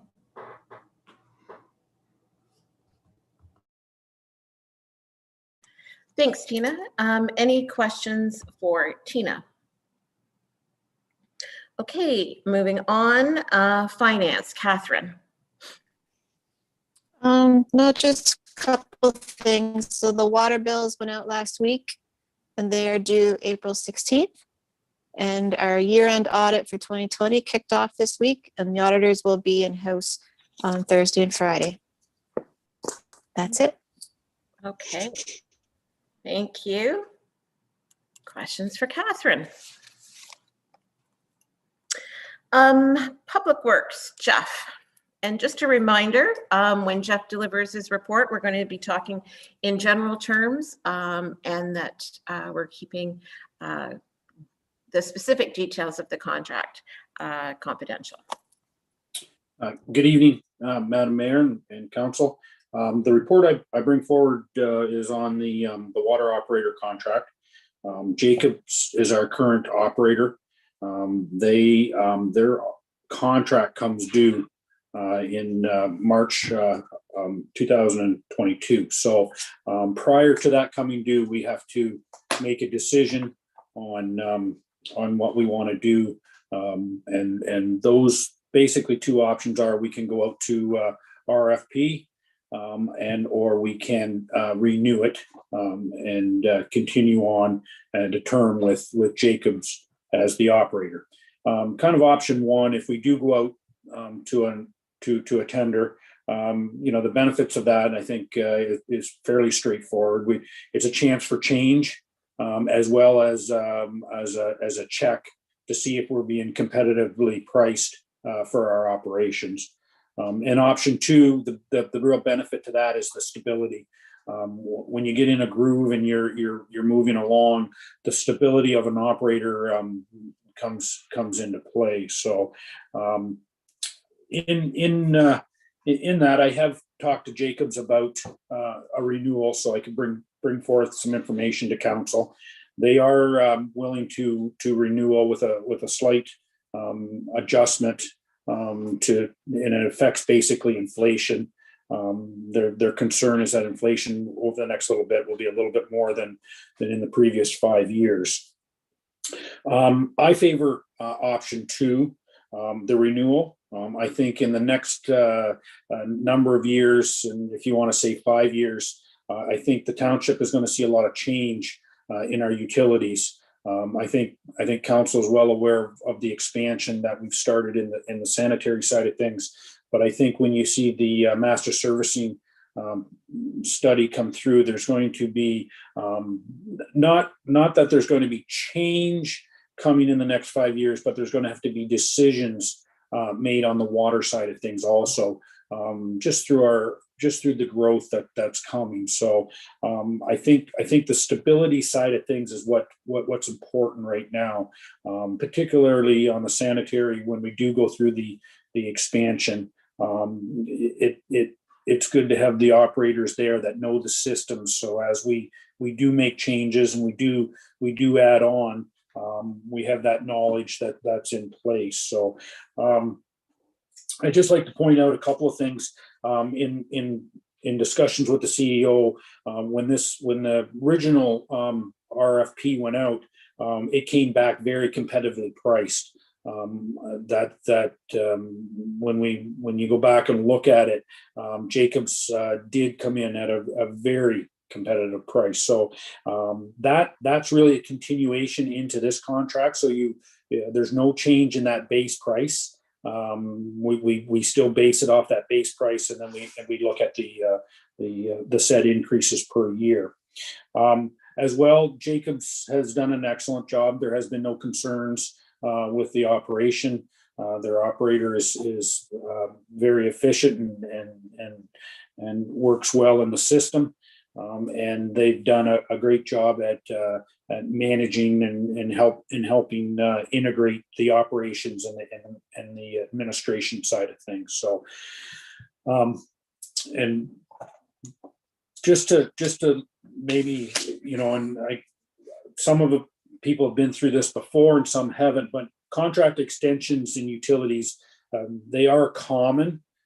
It's not unusual for an extension to come into place. Both North Middlesex and the Township of Warwick did extend their contract, did 10-year extensions in 2022, and I did contact both of them. And the reasons, basically, the first reason was stability, and when you do go out to RFP, there is a cost to that. So when you look at that, you have to pick and choose when you go out to proposal. I think, Madam Mayor, without going backwards, I think you touched on that with the water board and their extension, and yet they keep in mind that you do have to go back out every once in a while to double check. So having said that, I as part of this recommendation, I would like to coordinate the water and the wastewater operator contracts so they expire in the same year. I think this would give the township the ability to actually go out and to an RFP with both contracts. And I think that there would be a real chance that then we could get a better price or be able to be more competitive if we lumped them together. So I would, as part of this, I would recommend that any extension in the utilities be coordinated at a certain date so they match up. And having said that, I recommend that December 31st, 2027 be the date. And I use that date as the ability to basically get our expansion on the sanitary side through or be close to being through. So impacts on the budget. I think I won't go through a lot of details there. It's fairly straightforward when you read it. I just have a side note that I just wanted to point out that Thames Center just did a rate study. And in that study, a third party did bring back a lot of information to them. And Thames Center has proceeded to implement a 3.5% increase, annual increase for the next 5 years. So and every water system is different. Every sanitary system is different in the county, but they're seeing inflationary pressures and costs. They believe that the 3.5 is what they're going to meet each year annually. So having said that, I think if you look backwards at the numbers that are here, I think we're doing pretty good. So I'll maybe open it to the discussion. That way then, maybe I can answer some of the questions if council has them. Great. Thanks for that, Jeff. Any questions on Jeff's report to us?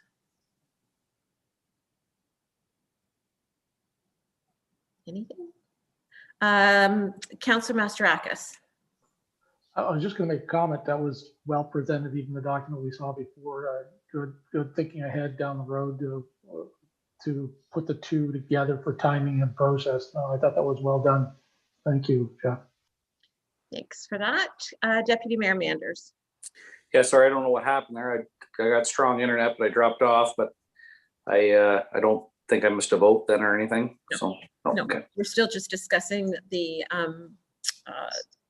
possible renewal. Yeah, no, that makes sense to me. Thank you. Any other comments? I would echo Jeff, what Councillor Mastarakis said. I think it's a good plan moving forward.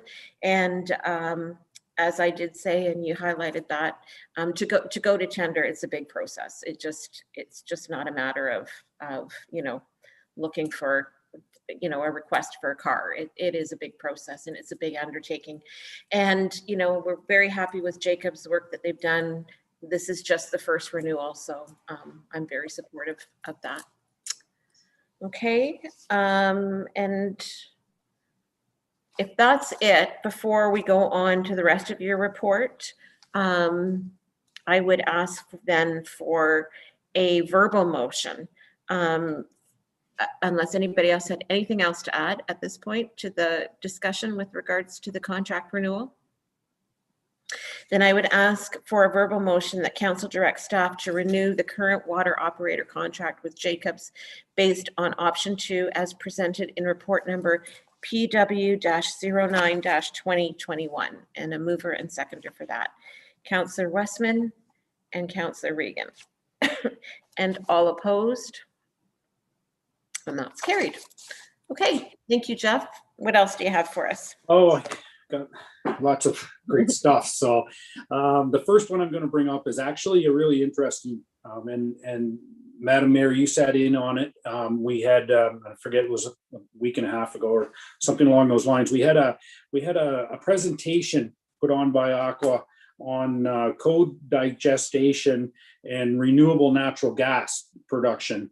And they're doing this project over at Stratford, and basically what it is they use wastewater sludge, and they bump it up with organic waste, and then produce biogas, and then Enbridge can pump it back through the natural gas lines, and we can heat our houses with it. It's just a great process. And it's just it's mind-boggling that we can take all this waste and yet heat our homes with it. So it was a great presentation. Obviously, a plant our size has, two of the things that you need are volume of wastewater sludge, and you need organic waste. So having said that, our plant is a bit small, and we don't have the organic waste as of yet. But there is other options. Smaller plants do produce their own gases and then produce their own electricity to run their plants, or to be able to run other things to sell it back through the hydro system, rather than putting the gas into the Enbridge lines. So there is other options there. And what it really comes down to, and I think after discussions of it, is you need an organic waste system. And at the present moment, I don't know where Middlesex County sits in that, whether there's been discussions and Blue Water's been a part of it or anything like that. And there is other options. There's certainly some other options, because you can use oils, greases, fats. It doesn't just have to be plant-based. It can be any sort of organic material to bring in. I think the real key, and this presentation brought it forward, was partnership. This is where we've got to start working with our other municipal partners, and that we start sharing these resources, and then we can start producing this byproduct if we all work together. So I know Thames Center sat in on the same presentation and had questions also. So I think this is the future. The key to it now is we're just going through an expansion. So, we're setting ourselves up, not that we can produce it there, but we certainly should be looking at, working with other partners somehow in this process. So I just thought I'd bring that up. It was a great presentation. The future's bright on some of this stuff. It's amazing what they're coming through on it. And this is just one aspect of it. So I'm not sure if anybody had any questions on that. Madam Mayor, if you had any comments also on it. I'll just jump in. It really was fascinating, and the team at Aqua did a great job at explaining what they're doing, not only in Stratford, but they are doing a couple of other different projects across the province and some of their other plants. And as Jeff said, at this stage, we aren't at a point where we're in a position to figure out what to do, but we need to start thinking about it. And there's going to be a lot of options, I think, that are going to come to the table at what we can do, with our sludge or with organics. And at some point, municipalities of a certain size are going to have to deal with their organics. We're not at that stage yet where we'll be mandated, but one day we will. And I think it'll be key is to watch what happens with the plant in Stratford. Because, if, and this of course is down the road and this is all speculation, but let's say, Blue Water comes to the table with an organics program, they have to be taken somewhere. Well, again, to Jeff's point, do you partner with Stratford and you take everything there to Stratford and it's a transport thing. I know that, there's some interesting discussions going on in Middlesex Center with some things that they can do to try to generate some natural gas. So, as Jeff said, the future is exciting. There's going to be a lot of things to look forward to, and a lot of information is going to, I think, be thrown to us over the next few years. And I think it'll be, I think we just have to keep always mindful of watching what our neighbors are doing and not afraid to jump in and partner with them when that time comes, because we're gonna have to deal with it at some point. And one of the good things about the partner side of things is the private sector wants to be partners in this. Enbridge wants the gas. Yeah. And so as it becomes more efficient, it's only going to get it's only going to get easier, and these are cost and revenue streams that could be eventually when the technology gets there. It's going to be interesting. So it was mind-boggling the work that they've done and the lobbying that they've done to upper levels of government to get money to invest in these test plants to see what they can do.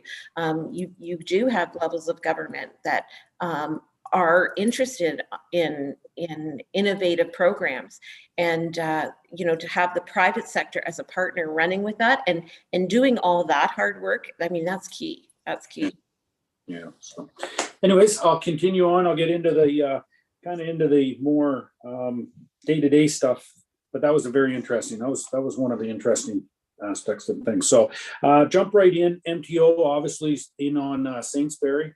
I think they're going to bring that up, and they're going to do it in stages. They're going to finish off Saintsbury North, so sidewalks and landscaping will get done. Everything will get cleaned up there, and then they'll start in on the intersection. They won't start both projects at once, but there'll be a continuous now until finish. So it's I guess it's good to see that, and I'll leave that as there. So Frank Street is starting this week. You see no action there yet, but I would assume by Thursday or Friday, there'll be some signage. We've contacted all the residents in the area. So at any point they can contact us, and that's good news. Also, Elgin plans to be in there, and we should be ripping up the pavement at some point in the next week or so. I had a meeting with BM Ross, who's looking at our expansion at the plant.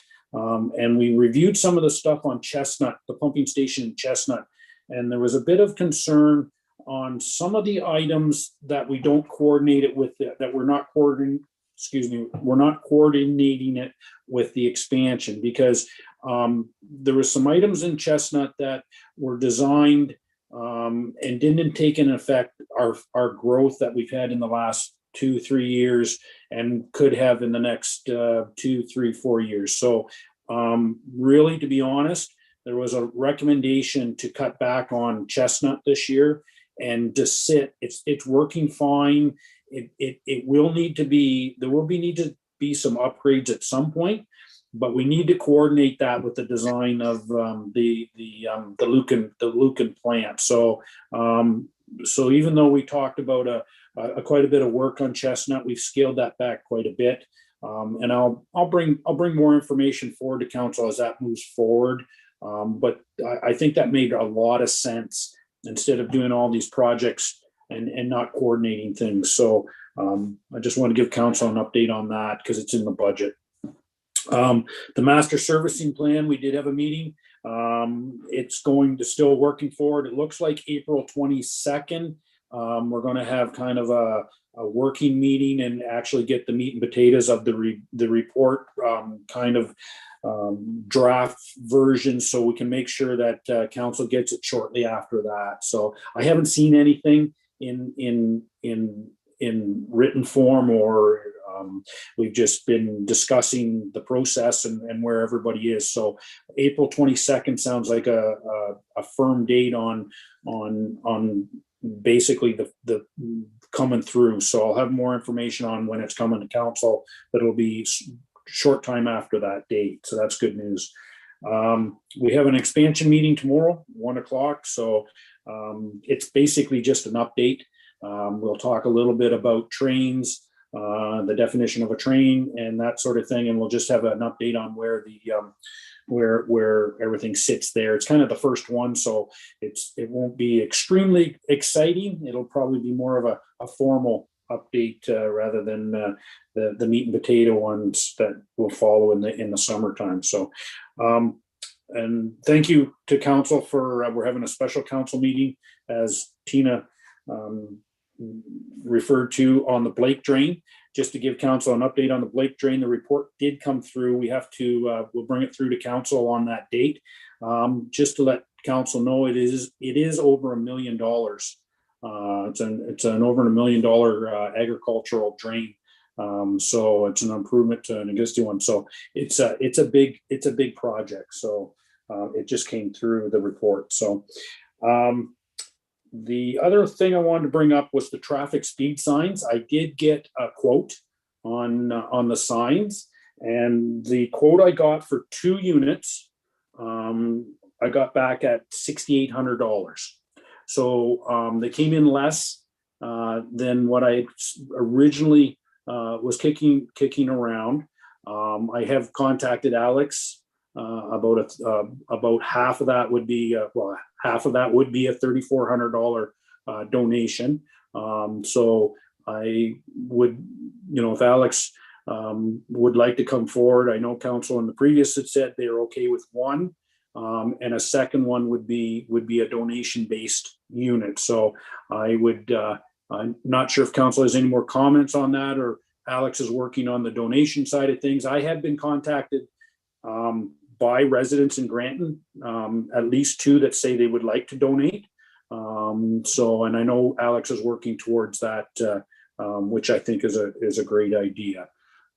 Alex, did you have anything right now you'd like to, before I? Yeah, Jeff, thank you. Through your Madam Mayor, the commitment from the Park Committee is still there for $2,000. We've had some personal donations already of $100 and $200.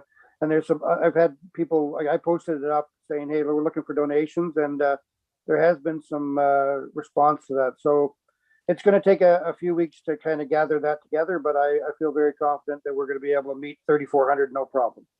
So that's it's something we're going to plug away at, but I think that this is something we can manage very easily. So it's a lot different looking for 6,000, but we're already mostly there now with between the Park Committee and private donations already. I think we're well on our way. So I'm just waiting to hear back from a few people, and I think we should be okay. Now I don't know if maybe there's been anybody dropping off checks or anything yet, but we'll certainly keep prompting that. So thank you. Jeff, Yep. just on that, so the lights are $3,400 each, right? And then the one that would potentially go in Granton, obviously it's stationary, it's going to be mounted to something. The other one, but then we would need to put something like so that it could be moved, right? Yeah, I picture it, Madam Mayor, just like the one we move around now, which we actually have out on Alice Street. At the present moment, we have had it out. I think this is its second week out, I believe. But yeah, we would rig it up so it can't be stolen, but it can be moved around easily. Yeah. Okay. Follow up on just operations. The recycling bins now are out. There's one at Public Works Garage, and there's one in Granton. We chose to get the one out in Granton sooner than later, just because we think it's been such a good March that people are in their homes that we were already getting calls of the bins and where they were. So I think that's a great thing, and hopefully they'll be starting to use them. And I think Lisa is posting the newsletter. We've planned the large item day again at Try Recycling. I believe it's the 7th and 8th, I believe, but it's going out in the flyer this week. So that's good news. Street sweeping, Alex mentioned they were in Granton today. They've basically finished Lucan up. And we should have our street sweeping all done in the next day or so. It's a little sooner than normal. I would caution people that I think we did a great job this year, but don't count on it every year. It's been a great season to get out there early, and we took advantage of it. But I caution people because we can still get snow in the first week of April. So I think this year was a good one, though. So grading on the back roads obviously is going along great. It's been a great spring for breakup, so we haven't had any really. So the back roads are looking great. We had a water leak repair on Princess Street. So the water guys were out with the curb. No, it wasn't a curb stop. It was actually a water main or water service leaking out in Princess last week. So the guys out there did a great job on catching it in time and fixed her all up. And again, that's hats off to John and Andrew for catching it and getting it done quite quickly. So I just want to make a note and say thank you to those guys. Good job.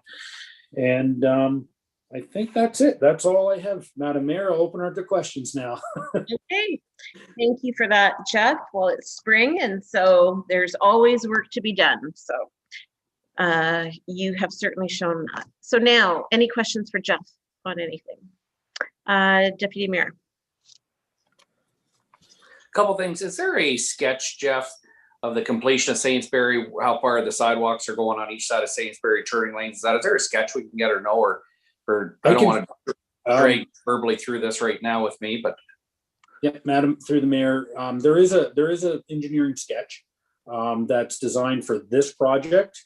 And that's what's going in. I can send it. It's public knowledge. I can send it out to you, Deputy Mayor. Does it show how far the sidewalks are? Does it show how far the sidewalks are going each side and everything? It's just one side. It's just going to Wellington. Oh yeah. But if you want to take a look, I can send it to you if you'd yes, like to.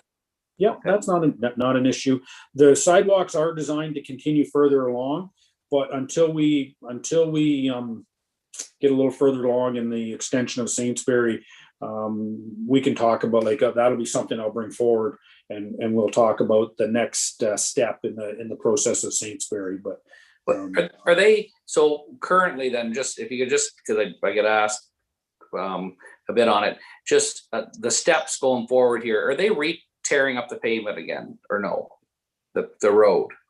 You mean the present process? Yeah. What's going forward now? So the road itself will not get tore up. What they're going to do right now, they are going to take out the laneways are only temporary that were put in the fall. So any of the paved laneways that you see will come out. They just use a temporary pavement, and they got to be paved with a higher quality of pavement. So any of the those pavements will come out.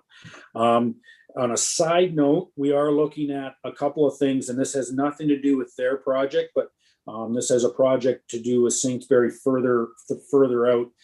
We do need a couple of outlets for catch basins between Wellington and Francis. So before they continue and put the second coat of pavement on, we are looking to see if we can get that done.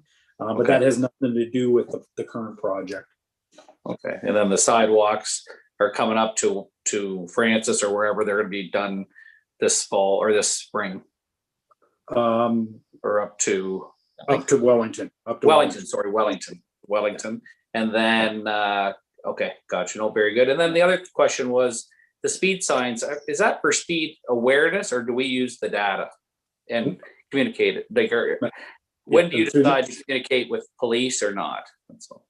And through the Mayor, each one of these signs, and it's the same on the existing signs. Now we don't keep data on the permanent sign at the arena, because you have to pay a monthly or a yearly fee to collect the data. So the one that we have that roams, we collect the data on, and it gives us feedback, everything from car count, speed. It can give us, all sorts of information, and we do collect it. We do take that data, and we can provide it to the police.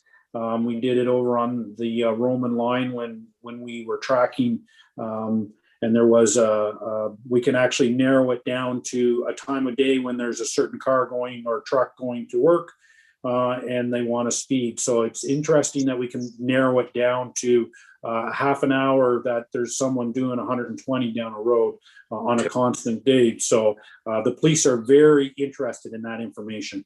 They did a short stint out on the Roman line, and when you give them that sort of information.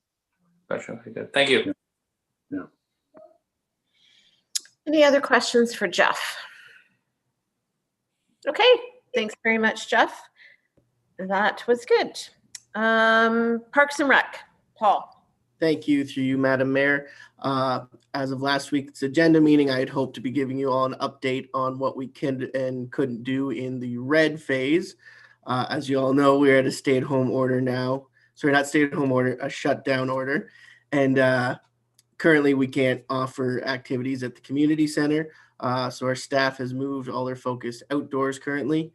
We, at the moment, we have been keeping a tracking document to, with Catherine and Abby have been coordinating to keep track of the lost revenue that could be put against COVID relief.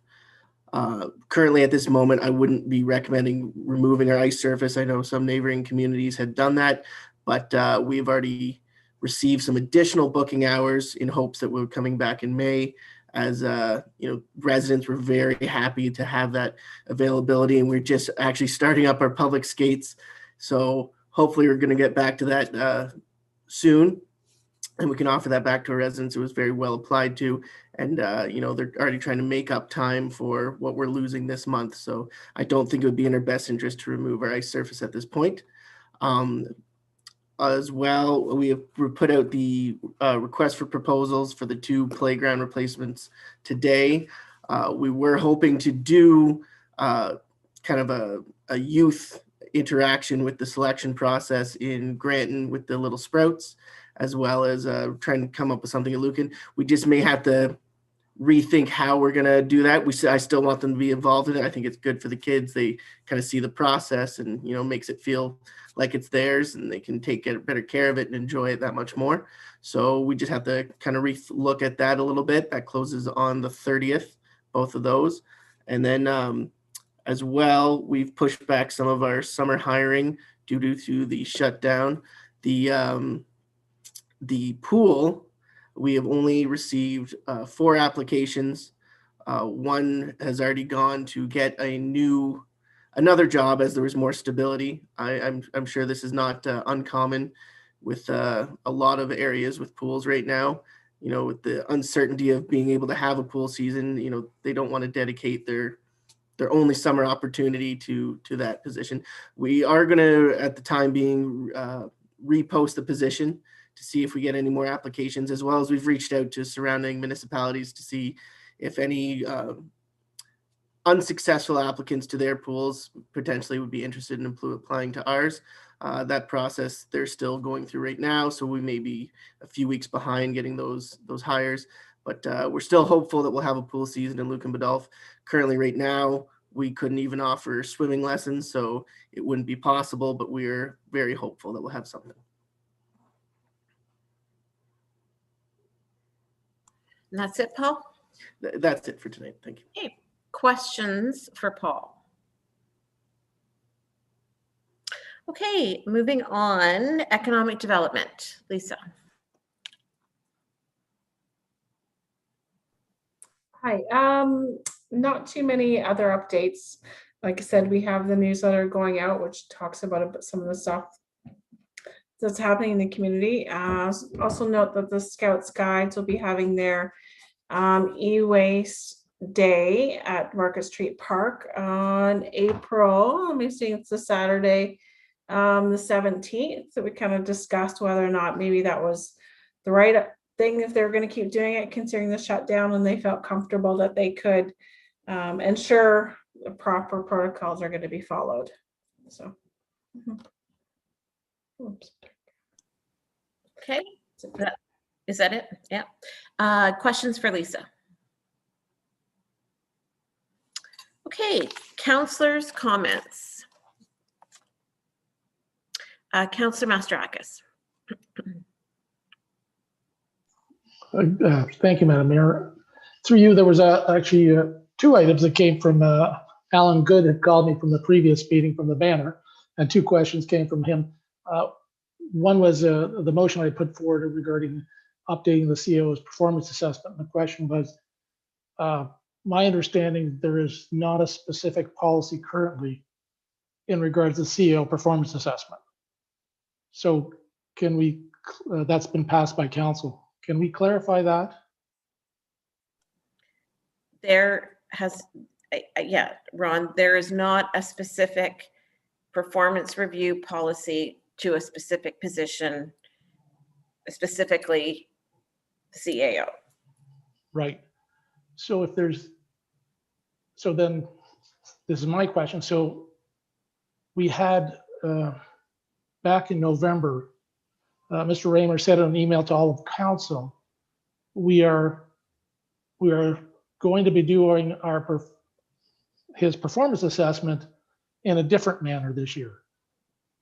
So if we're changing a process, or if I'm why would I put a notice of motion versus how is that, who is we, and can we do it without coming to council if we change the policy or the process? If you understand what I'm saying. So I was looking to update the process based on Canadian Association of Municipal Administrators, but in the background, it was being updated through Mr. Raymer, I think you, Madam Mayor, I'm not sure who else. So why did I need to go through a notice of motion, and why was that update done through an email? So I can speak to the history of that, and then I don't know, Ron, if you want to talk to the process of a specific of what Councillor Mastrakis is talking about. Typically, the mayor and the deputy mayor do the performance review for the CAO, and it really came out of the discussion as to how it can be improved, and that was one of the suggestions that came out of, quite frankly, the three of us talking. And I have to say, the deputy mayor, he brings a different perspective working in the private sector. He spoke about his experiences with his own personal performance reviews and how they were handled, and brought some ideas. And it just was an evolving conversation, talking about how the process could be evolved, thinking about succession planning down the road, when our current CAO isn't with us at this, and how the process can be different. And that's how that happened. I mean, I don't know, I think your motion spoke directly to a specific position, whereas the process for the performance reviews encapsulate all of the positions. And I don't know what else you can add to that, Ron. And the reason I brought that up is the only person that reports to council is the CAO. So that's the only direct report to us. And my understanding through some governance training and through other municipalities, that there needs to be a policy that is agreed upon by all of council on the CAO performance assessment. So Ron, can you speak to that? Is that a requirement of the Municipal Act to have a CAO performance assessment that's approved by council? Through you, Madam Mayor, I'll answer that question. To my knowledge, there's nothing in the Municipal Act that speaks to a process or a performance review specific to any member of staff. So it is totally at the discretion, you might say, of council as to how that happens. So. But all of council hasn't had that discretion, because we haven't had a meeting about it to have that discretion. Is that correct? So I think I know where you're going. You want it more defined as to what that process is, and you would like input into that process. Is that a fair comment? No, I just want a process that's approved by all of council. It doesn't matter who's in it. I just want, the mayor can lead the process. It's just, my understanding is there needs to be a document from council, a policy that directs, that's the only way we can direct staff is through a policy. And if there's no policy currently, because my understanding is with policy, that's how council directs. But this is a governance question. Mr. George Cuff, I mentioned by email, he's got family relations to Lucan, and he offered actually a free 10-minute Zoom session at our next council meeting to talk about governance and performance assessment in that. So if you guys are happy, maybe we can defer if you accept a free offer from George Cuff on governance for 5-10 minutes. That can give us a good idea rather than us hashing out what the right answer is here at the council meeting. Well, I'm not exactly sure that that's the correct process for council to be making that sort of arrangement for delegation. I could be wrong, but I'm not familiar with that process as you just outlined. Reaching out to somebody to arrange for governance training. I don't know what the next step should be. Councillor Regan, I saw your hand up. Thank you, Madam Mayor. Just to my way of thinking, the standard practice of evaluating that position has come from, if I'm wrong, correct me, from the mayor and from the deputy mayor. And as such, has become, I mean, that's the way that we were doing business. So the last time that this review happened, council, I believe, was given the opportunity to contribute to that appraisal. There was a specific form that we were given to. So whether you chose to do that or not was, I guess, up to the council, up to the specific councillor, which made me as a councillor, as a representative of residents, feel part of the process, and allowed myself to if there were areas of concern, or if there was areas where I thought there needed to be, things were well done. So when I took that opportunity, so I'm just wondering, we mentioned, I remember that email when we said we, and I'm just wondering if it's just semantics, like we, collective we, or, I mean, who is we, I guess, if that's really the question. I don't disagree that with Councillor Mastarakis that there should be, and maybe more formalized. I mean, we've evolved, our community's evolved, we've grown, things have changed. But I think just by the fact that all of us, and because, and again, that CAO position is the only employee that council has, all of us given that opportunity, I think that's just part of that evolution. So I think we are, and when we're, like I said, we're trying to be inclusive with that. So if we choose not to get involved in that process, then we choose not to. So I'm not sure. I don't think anything was wrong, is what I'm trying to say. I just don't think we're doing anything wrong at all. I just think that that the process has to evolve. And again, we all had an opportunity to make comments. That's my only comment on it. Thank you. Okay. Now, is there somewhere we can go for a third-party confirmation, governor, somebody that does governance or something? The municipal affairs actually has a free service without a cost that they could provide guidance to staff and council in regards to these matters. So maybe just for clarification, we can go to the municipal affairs advisor as a suggestion at no cost, and they would provide us an outline of what that is. And I'm happy to be corrected on what the process should be. My understanding is there should be a process or policy approved by all of council, and it outlines who is to do the performance assessment, when it's to be done, and the process around it. So that was my understanding. Well, I don't have, I mean, I have not been aware of that process or that policy. That's news to me, that has to be in place for all municipalities. And I guess I would look to council to move that forward. If this is something that is important to all of council to move forward further, to Councillor Mastarakis's point about bringing somebody in, that would have to be a decision of council, not one councillor.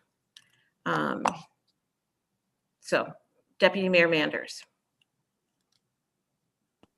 Unless it needs to be a, it's not, I don't think, I'm not asking for a report or anything, but to Peter's points that he's making, is I'd be satisfied with our CAO clarifying, just clarifying those to what Daniel said, of things evolving, and to what Peter said, can it be done better, and have our CAO get back to us. I think we have good staff to get back to us on that question of Peter's. So. Okay, so okay, I think I'm a little confused by that.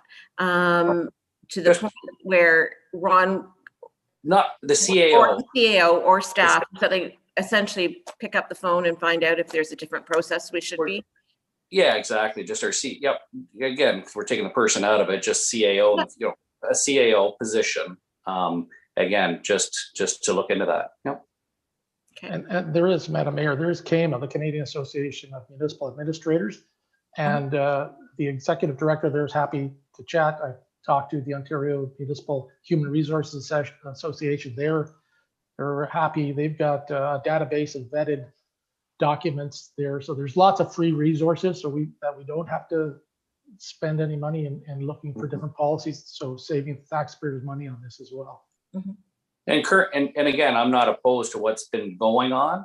And again, like Peter, you may or may not, but just clarifying that how things have been done, not best practice in the middle of the practice, where we are as a municipality, 3 of us move stuff forward, not 1 person. So again, I'm satisfied with finding that out, and it's okay to disagree. So, Ron. So if I could get maybe a little bit of clarification on timing for this request, like where do you want this in my list of priorities here? You know, are we looking for an answer by the next meeting? Are we looking for an answer before we do performance reviews in the fall? Like what? Obviously, we're very busy right now, and I'm trying to figure out, okay. Well, I think Ron, in fairness to you and the staff, you do it, you know, performance reviews are done in the fall, so accordingly. I'm not saying that I don't think everything needs to be dropped to find this answer out for the next meeting. But Madam Mayor, it may be 1 phone call, truthfully, I'm not saying about the whole process, just to find out what are the requirements on the Municipal Act, and then we can just find out from that. It may be 1 phone call to Municipal Affairs, to the advisor there. And I think that we can trust our staff to find that information out accordingly. Any other councillor comments?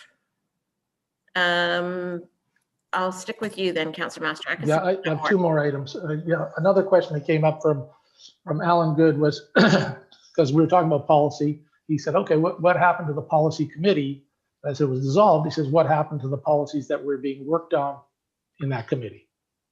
And can you refresh what happened to the policy committee, and then what happened to the policies that were being worked on? Was there a risk assessment? Was there a list of policies we were working on through that committee? So those 2 questions: what happened to the policy? Just revisit what happened to the policy committee, and then what happened to the policies? If there was others still being worked on, what's being done with those policies?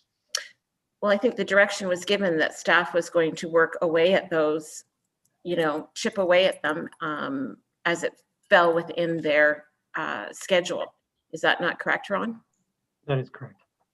Okay, was there a prioritized list of, like, a risk assessment of which policies should do you have them listed from priority? So when they do look at it, which ones do we hit first and which ones, or how was that structured? I think the ones that were dealt with were decided originally were the ones that were decided that had the highest priority. And then after that, I believe it was on the numbered basis. It was essentially just hitting them through the list of policies.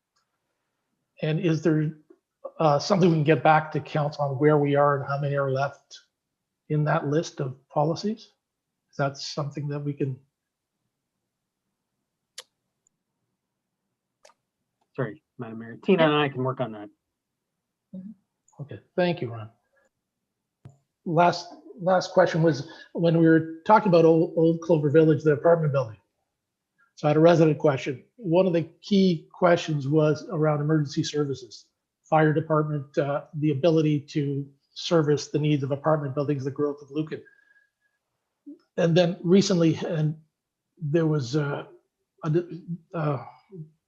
the recent fire meetings, there was discussion that we might need $4 million in regards to a ladder truck and a larger fire station to accommodate. So the question is, can you fit that in context? Why the resident was asking, why wasn't that brought up back at Old Clover Village when the question came up and the fire department came to council? And why is it just coming up now? First of all, I think that's the whole reason for doing the fire services plan. with the consultant is to determine what the needs of the community are, because we don't know what those are at this point. There's speculation that these are things that the community will need, but the comprehensive review would determine that. Is that not correct, Ron?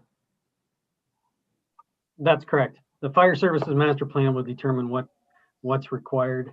And hopefully, my hope is that the master plan will actually make recommendations to council that if council, for example, would approve a 5-story or a 6-story building, then absolutely you would need a ladder truck, for example, or that with the new building codes, that it is not a requirement. Like, we don't know what we don't know, and that's what will determine. The complicating factor is the Biddulph Blanchard Fire Board is a split fire board between not only two adjoining municipalities, but it's actually the other municipalities in a different county. So it complicates matters quite a bit. So trying to drill down on what the terms of reference will be for that master plan to put it out for an RFP is going to be the challenge there. So Thank you, Ron. Councillor Westman. Yeah, I did some looking into it during some of the information that we were looking up for the proposed 5-story. And I spoke with the person that was looking to develop it. And it's my understanding under building code, there are some fire suppression requirements, building materials, fire retardant building materials and sprinkler systems that are required for certain construction. So that, I mean, again, we don't know what we don't know, but I would imagine that a certain development like that for one apartment building wouldn't require the community to go out and spend $1 million on a ladder truck just for a single building. There are fire suppression equipment and procedures that you can follow during construction that would mitigate the need for that. So, these are things that we can look into through the building official, our chief building official. But yeah, spending $1 million on that because of 1 or 2 buildings I don't think there's any policy in place that would make that happen. So, but anyhow, that's my 2 cents. Thank you. Councillor Regan, did I see your hand up for councillors' comments? Yes, just if I can just move forward, if it's okay. This is mine, so I'll just take ownership with it. It just has to do with some traffic. And of course, being at the Good Roads Conference, it made me think, and I was wondering about the 60-kilometer signs as you're coming in Saintsbury, as you're coming in Ford, coming into town. And most of the people in the room that when, years ago, the town was this big and the signs were in an appropriate spot. Now the town has gotten a lot bigger, both, down Saintsbury, down Ford. I'm wondering what we can do now to maybe move those signs out a little bit farther, give people a little bit more warning. And the reason I'm saying that is a lot more pedestrian traffic. A lot of people are walking through down Saintsbury either way. I see them. And the same with Ford just outside of town as well. So I'm just wondering, as we're growing, is that something that we could look at? I'm thinking just about, again, more and more people on the roads, bikes, kids, those sorts of things that we can, and I know they're not our roads. I wrote to council and I know they're not ours, but I'm just wondering if we get that conversation started because we are expanding both ways. I'm just wondering if that's something we could look at. Just my comment. Thank you. Jeff, did you want to tackle this one? Maybe, Madam Mayor, just start and I think there's probably a few other people because of the history of this that probably would end and have a few extra comments. So with the county road, we can request to the county to move those signs. We did it on William Street last year. And I believe there has been a history of already moving some of the signs, particularly the one near Gilmore, because I was in an offhand comment, we talked about those signs moving, but we can move them. That certainly is an option. The county does listen, does take it. They take requests in the spring and they take requests in the fall for those things. We have a request right now out at Granton to extend the one on the Granton line a little further out of town. It is based on engineering. There is set limits. You can't, you go from 80 to 60 and you slow traffic down. So there is an engineering component to it. And the reason I go there is when we go to the MTO and we request signage on the MTO, the first thing they're going to do is ask for engineering and the specs on it. It certainly doesn't hurt to ask, and we can review that. I don't know if that was reviewed when we just rebuilt due to Old Clover, if they moved, and I'm not sure if Ron would have a comment on, have we moved the other signs lately? I'm not sure about Saintsbury South, and I certainly don't know if it was part of the Old Clover extension when we did there. So I don't know, Ron, if you have any comment. Do you remember moving or requesting those signs to move? I don't recall any request to move those signs, no. Yeah. So, Madam Mayor, then, maybe not the one to the north on Saintsbury, because I think it did just get replanted, but we certainly could look at the one to the south and see where the village limits are. You have to be reasonable. The county won't move them out into the rural area, but I'm certainly there could be something there for sure. Could the ones sorry, Councillor Regan, the ones on Highway 4, should there be a discussion at some point about the connecting link? Could that determine where those signs are? Certainly, and Madam Mayor, that's certainly, when it becomes the connecting link, that certainly gives us all the more reason to set where we want our signs. I give you an example. I have to move the no parking sign that right now is at the corner of Saintsbury, and I want to move it into the outside the connecting link. And that's been going on 3 months now, and that's a simple sign move. But I haven't. That's just how things roll. So the Highway 4 discussion might be something that happens in the future, depending on. Yeah, for sure, definitely. I think that's on our radar on the connecting link, for sure. And I guess I should comment, Councillor Reagan, on the other side of town. We're going to look into that when with the Westdale proposal. And I'm sure that's going to be part of that. So I'm not forgetting about that part of town, but I think that's already in the books. In the next little while, I think you'll see some changes on that side of town. So it's not that I'm ignoring that. I think those changes will show up. So okay. Thank you. As always, Jeff, you're a rock star. Thank you, Madam Mayor. Any other councillor comments? I just have two. One, Lisa and I had some fun. When things got opened up to orange, we were able to deliver all the mayor's honor roll awards to the recipients this year. So that was kind of a fun thing to do. And certainly want to congratulate all those that received that honor this year.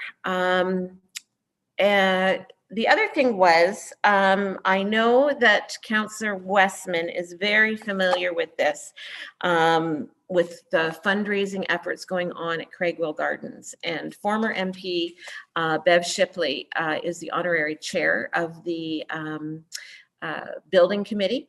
And he reached out to me, just wondering if, given that we are a neighbor to Elsa Craig, that we do have residents in our community that are at Craigwell, whether we could highlight their building fundraising campaign, building campaign on our social media, and to try and get some traction there. Some of our other neighboring municipalities have done the same thing. And I guess I'm looking for support from council in having Lisa promote the building campaign with Craigwell Gardens. Councillor Mastarakis. Yeah, I would support that. It's actually with the Lions Parkview Place for the seniors residents, it's actually a great extension of that, to have that in Elsa Craig for those residents very close by. So I would support that. Yeah, great. Thank you very much for that. And you're absolutely right. It's nice to be able to keep our residents fairly close when we can't actually have a facility like that right in our backyard. And so I'm looking just to my colleagues for nods of head, and then Lisa I'll leave this, Lisa, on your desk, and you can grab some information from that. And Bev was certainly very supportive of anything we could do to help promote that. And I think that's it for councillor comments. So on to notices of motion, and I will pass it over to you, Ron. Thank you, Madam Mayor. So the one notice of motion that was put forward by Councillor Mastarakis at the last meeting reads that council directs staff to reopen the respect and workplace policy number 101-01-2020 to address what steps are taken if a complaint is received by the head of council in regards to the CAO as follows. Point number 1, if a complaint comes forward to the head of council, it needs to be investigated. Point number 2, the head of council has a responsibility, but only as a conduit. Number 3, the head of council should not be the investigator. Number 4, the head of council would contact the municipal legal counsel for direction. The next point, the head of council, after speaking with legal counsel and with legal counsel assistance, would call a closed session of council. And finally, the last point, any further action would be at the discretion or at the direction of the legal counsel. Okay, that's being moved by Councillor Mastarakis. Seconder for that. I'll second. Councillor Regan. Okay, open to the floor for discussion. And Councillor Mastarakis, did you want to speak to it first? Yes, and what I did, we had a governance training session for staff and council back on January 23rd. And the phrases I'm taking are from Nigel Belchamber. He spent about an hour on the respect in the workplace, And part of it was that question about when something goes to the mayor, and our current policy doesn't provide guidance in that. So the points I'm taking are from Nigel Belchamber. So that's sort of drawn from. It's not Peter's points, and Peter's not creating policy as such. It's what guidance he provided during that session.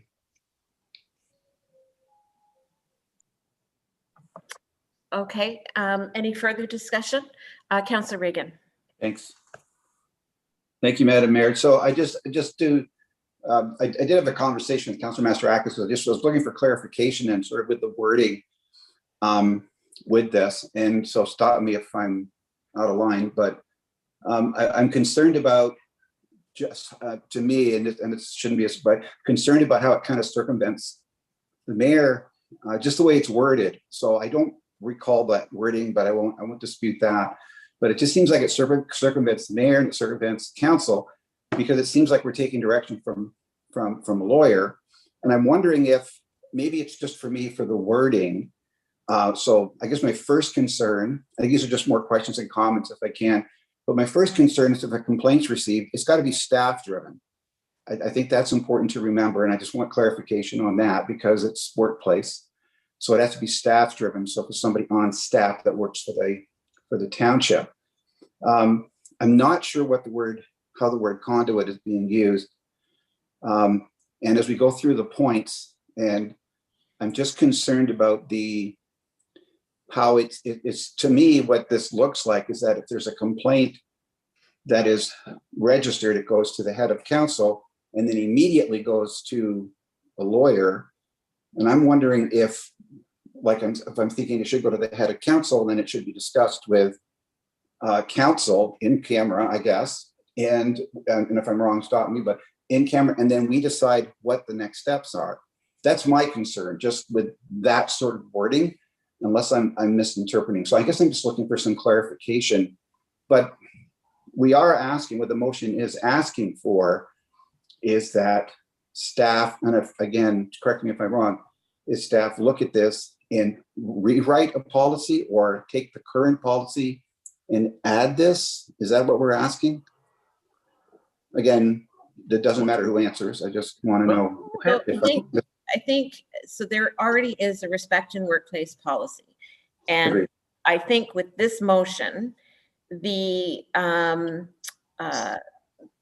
part in the policy that speaks directly to the process if a complaint, and it is because it's respect in workplace, so it is all staff driven, Councillor Regan.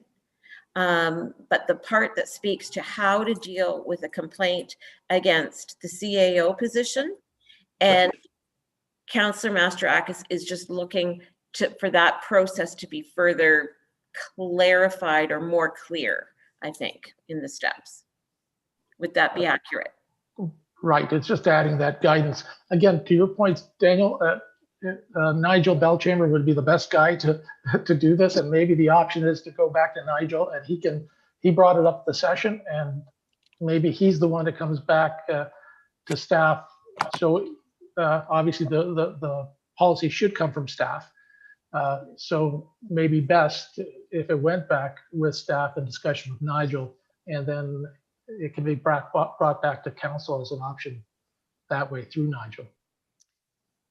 You follow, Councillor Regan? If I could follow up, thank you, Madam Mayor. So I'm just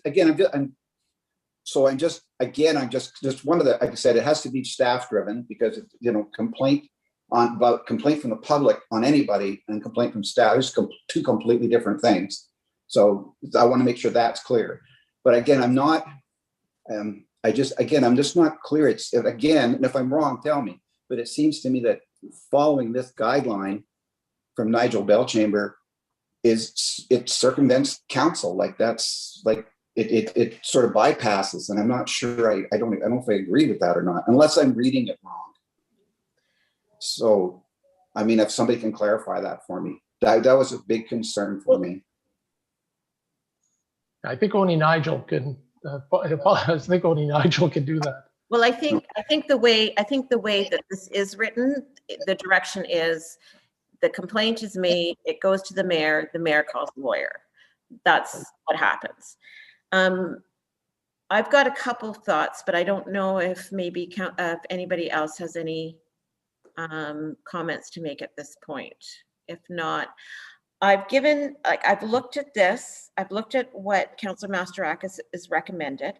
I've looked at what we've got in our policy already.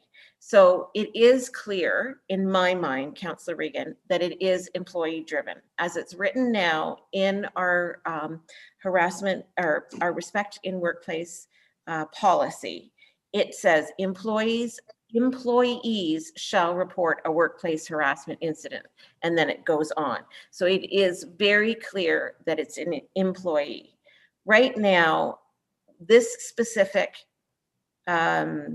part of the policy reads that if the employees, so they would go to, if the employee supervisor or reporting contact is the person engaging in the workplace harassment, the employee shall contact the CAO.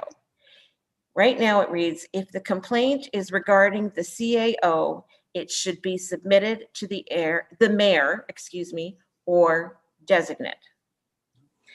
So in looking at what Councillor Masterakis is trying to do, and what he's trying to get the process perhaps another step in there.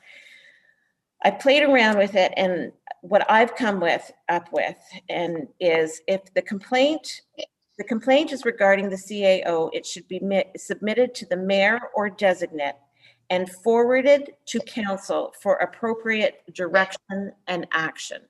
And then at that point, the discussion could happen at council that 1, they go to a solicitor, 2, they go to a consultant, 3, they need more training, depending on what the complaint is. So I offer that as a possibility to,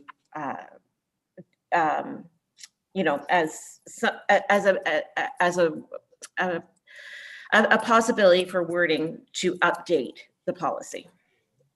And Kathy, you mentioned Mayor Kathy, you mentioned that to me before. What did you mean by the training piece? Well, no, just as an option, right? Like who knows, depending on what the complaint is, right? Because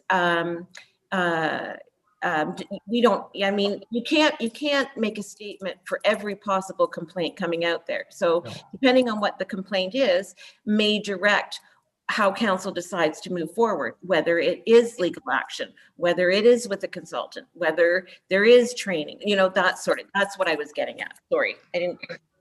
Right, and one of the points, and we can go back to the video, I may be not getting it correctly from Nigel, but I suggested, should this go to HR? He said, no. He said it should go direct to solicitor, and they'll decide if you get an investigator or work with you to decide on that.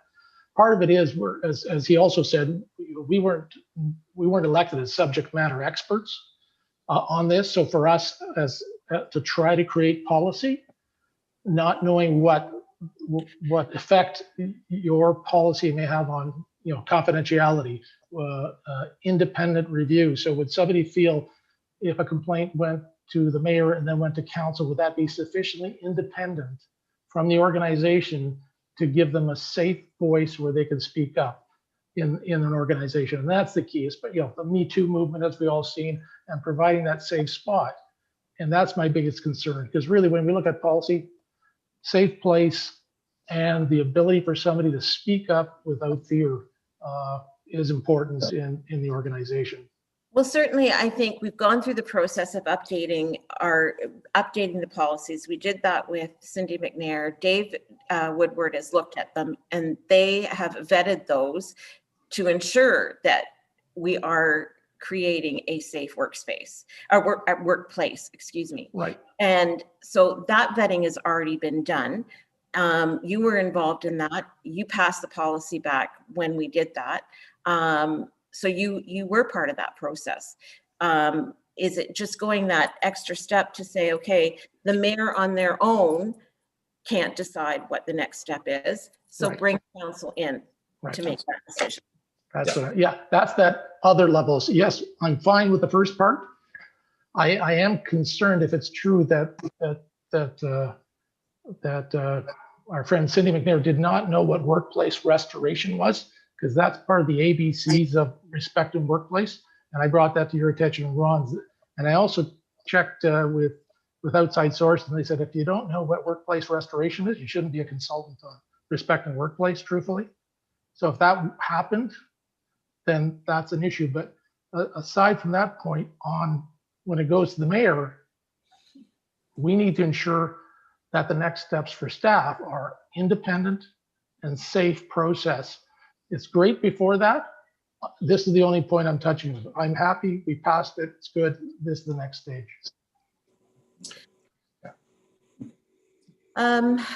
Okay. Any other comments or questions, feedback from any members of council? Deputy Mayor.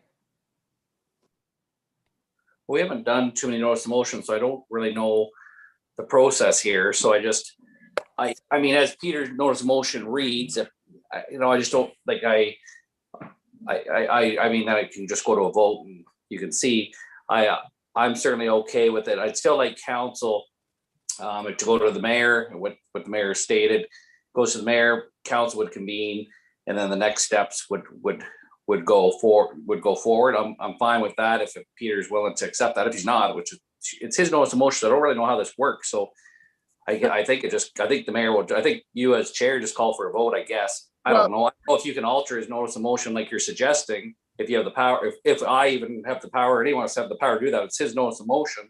Yep. Me, So if that's, let the vote speak. I don't know. So what I can do, and I would look to our administrative staff to confirm this, but an amendment to the notice of motion that's on the floor could be made. So a motion to make the amendment, and just for the sake of discussion, if somebody wanted to make the motion, the amendment motion of the wording that I've come up with, then you make that motion for the amendment. Then you have the vote on that amendment. If that amendment passes, then that becomes the motion. Is that correct, Ron? You are correct. So the vote has to happen on the amendment to the main motion first.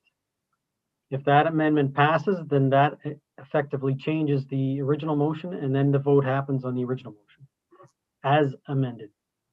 As amended. Okay. So would everybody be clear on that? So if somebody wanted to make an amending motion, they would do so.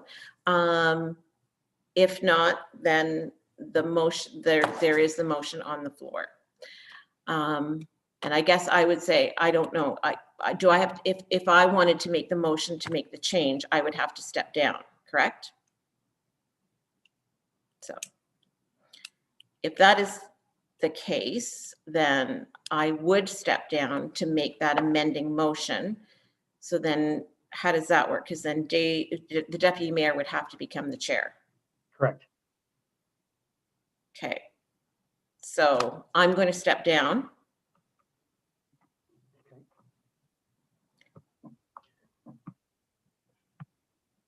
So yes, then the deputy mayor takes over as head of council for the purposes of your introduction of the motion. Okay, so I would like to put the following motion forward to amend the notice of motion that is on the floor at the moment, to reword it to say that that council direct staff to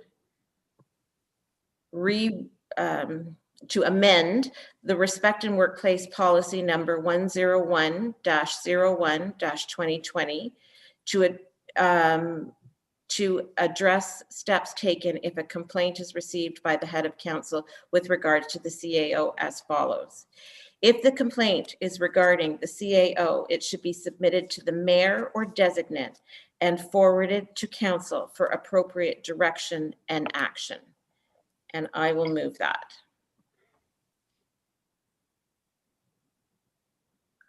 Dan, you're going to second that? All opposed? Is there discussion of that or no? Oh, sorry. I'm not used to this Okay, position. no problem. Yeah, no problem. You're right. Yes, there is. Sorry. Discussion. Sorry. Yeah, again, since we're not nothing personal, Mayor, since we're not subject matter experts, I'm relying on what Nigel Bellchambers said in that session. I would, if we're going to do anything, I would defer this to get comments from Nigel on what this should be. I want to ensure safe, independent, and confidential process, that none of that's affected when a complaint comes to council. What's shared, about who, how it's done. There's a whole range of things that come up to me as potential flags if there's a concern. So I would be against that amendment. Just further discussion then from myself. Obviously that would be in camera, the discussions that's on the floor, obviously. So it'd be a matter of an employee. Okay. Nope. So any other discussion? Opposed? Passed. Now I step down. Correct. You hand the gavel back, the virtual gavel back to the mayor. Correct. Thank you. Okay. So then the motion then that's on the floor has been amended. Is there any further discussion on this? Then I would ask all opposed to the motion on the floor, the amended motion. And that is passed. Okay. Moving on to our motions. Okay. That's it. Resolved that the Council of the Township of Lucan Biddulph authorize Dave Manders, Daniel Regan, and Ron Raymer to attend the AMO virtual conference from August 15th to 18th, 2021 at a registration cost of $600 plus HST per person. A mover and seconder for that, please. Councillor Mastarakis and Councillor Westman. All opposed? That's carried. Resolved that the Council of the Township of Lucan Biddulph authorize Ron Raymer to attend the AMCTO Virtual Leaders Forum on April 27th, 2021 at a registration cost of $300 plus HST per person. A mover and seconder for that, please. Councillor Regan and Councillor Mastarakis. All opposed? And that's carried.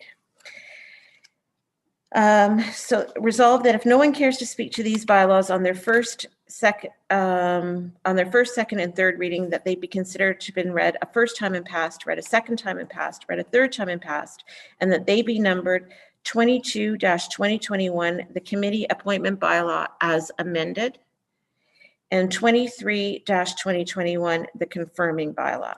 A mover and seconder for that, please. Councillor Westman and Councillor Regan. All opposed? That's carried. And resolved that the council meeting be adjourned at 8:58 p.m. Mover and seconder for that, please. Councillor Regan and Councillor Westman. All opposed?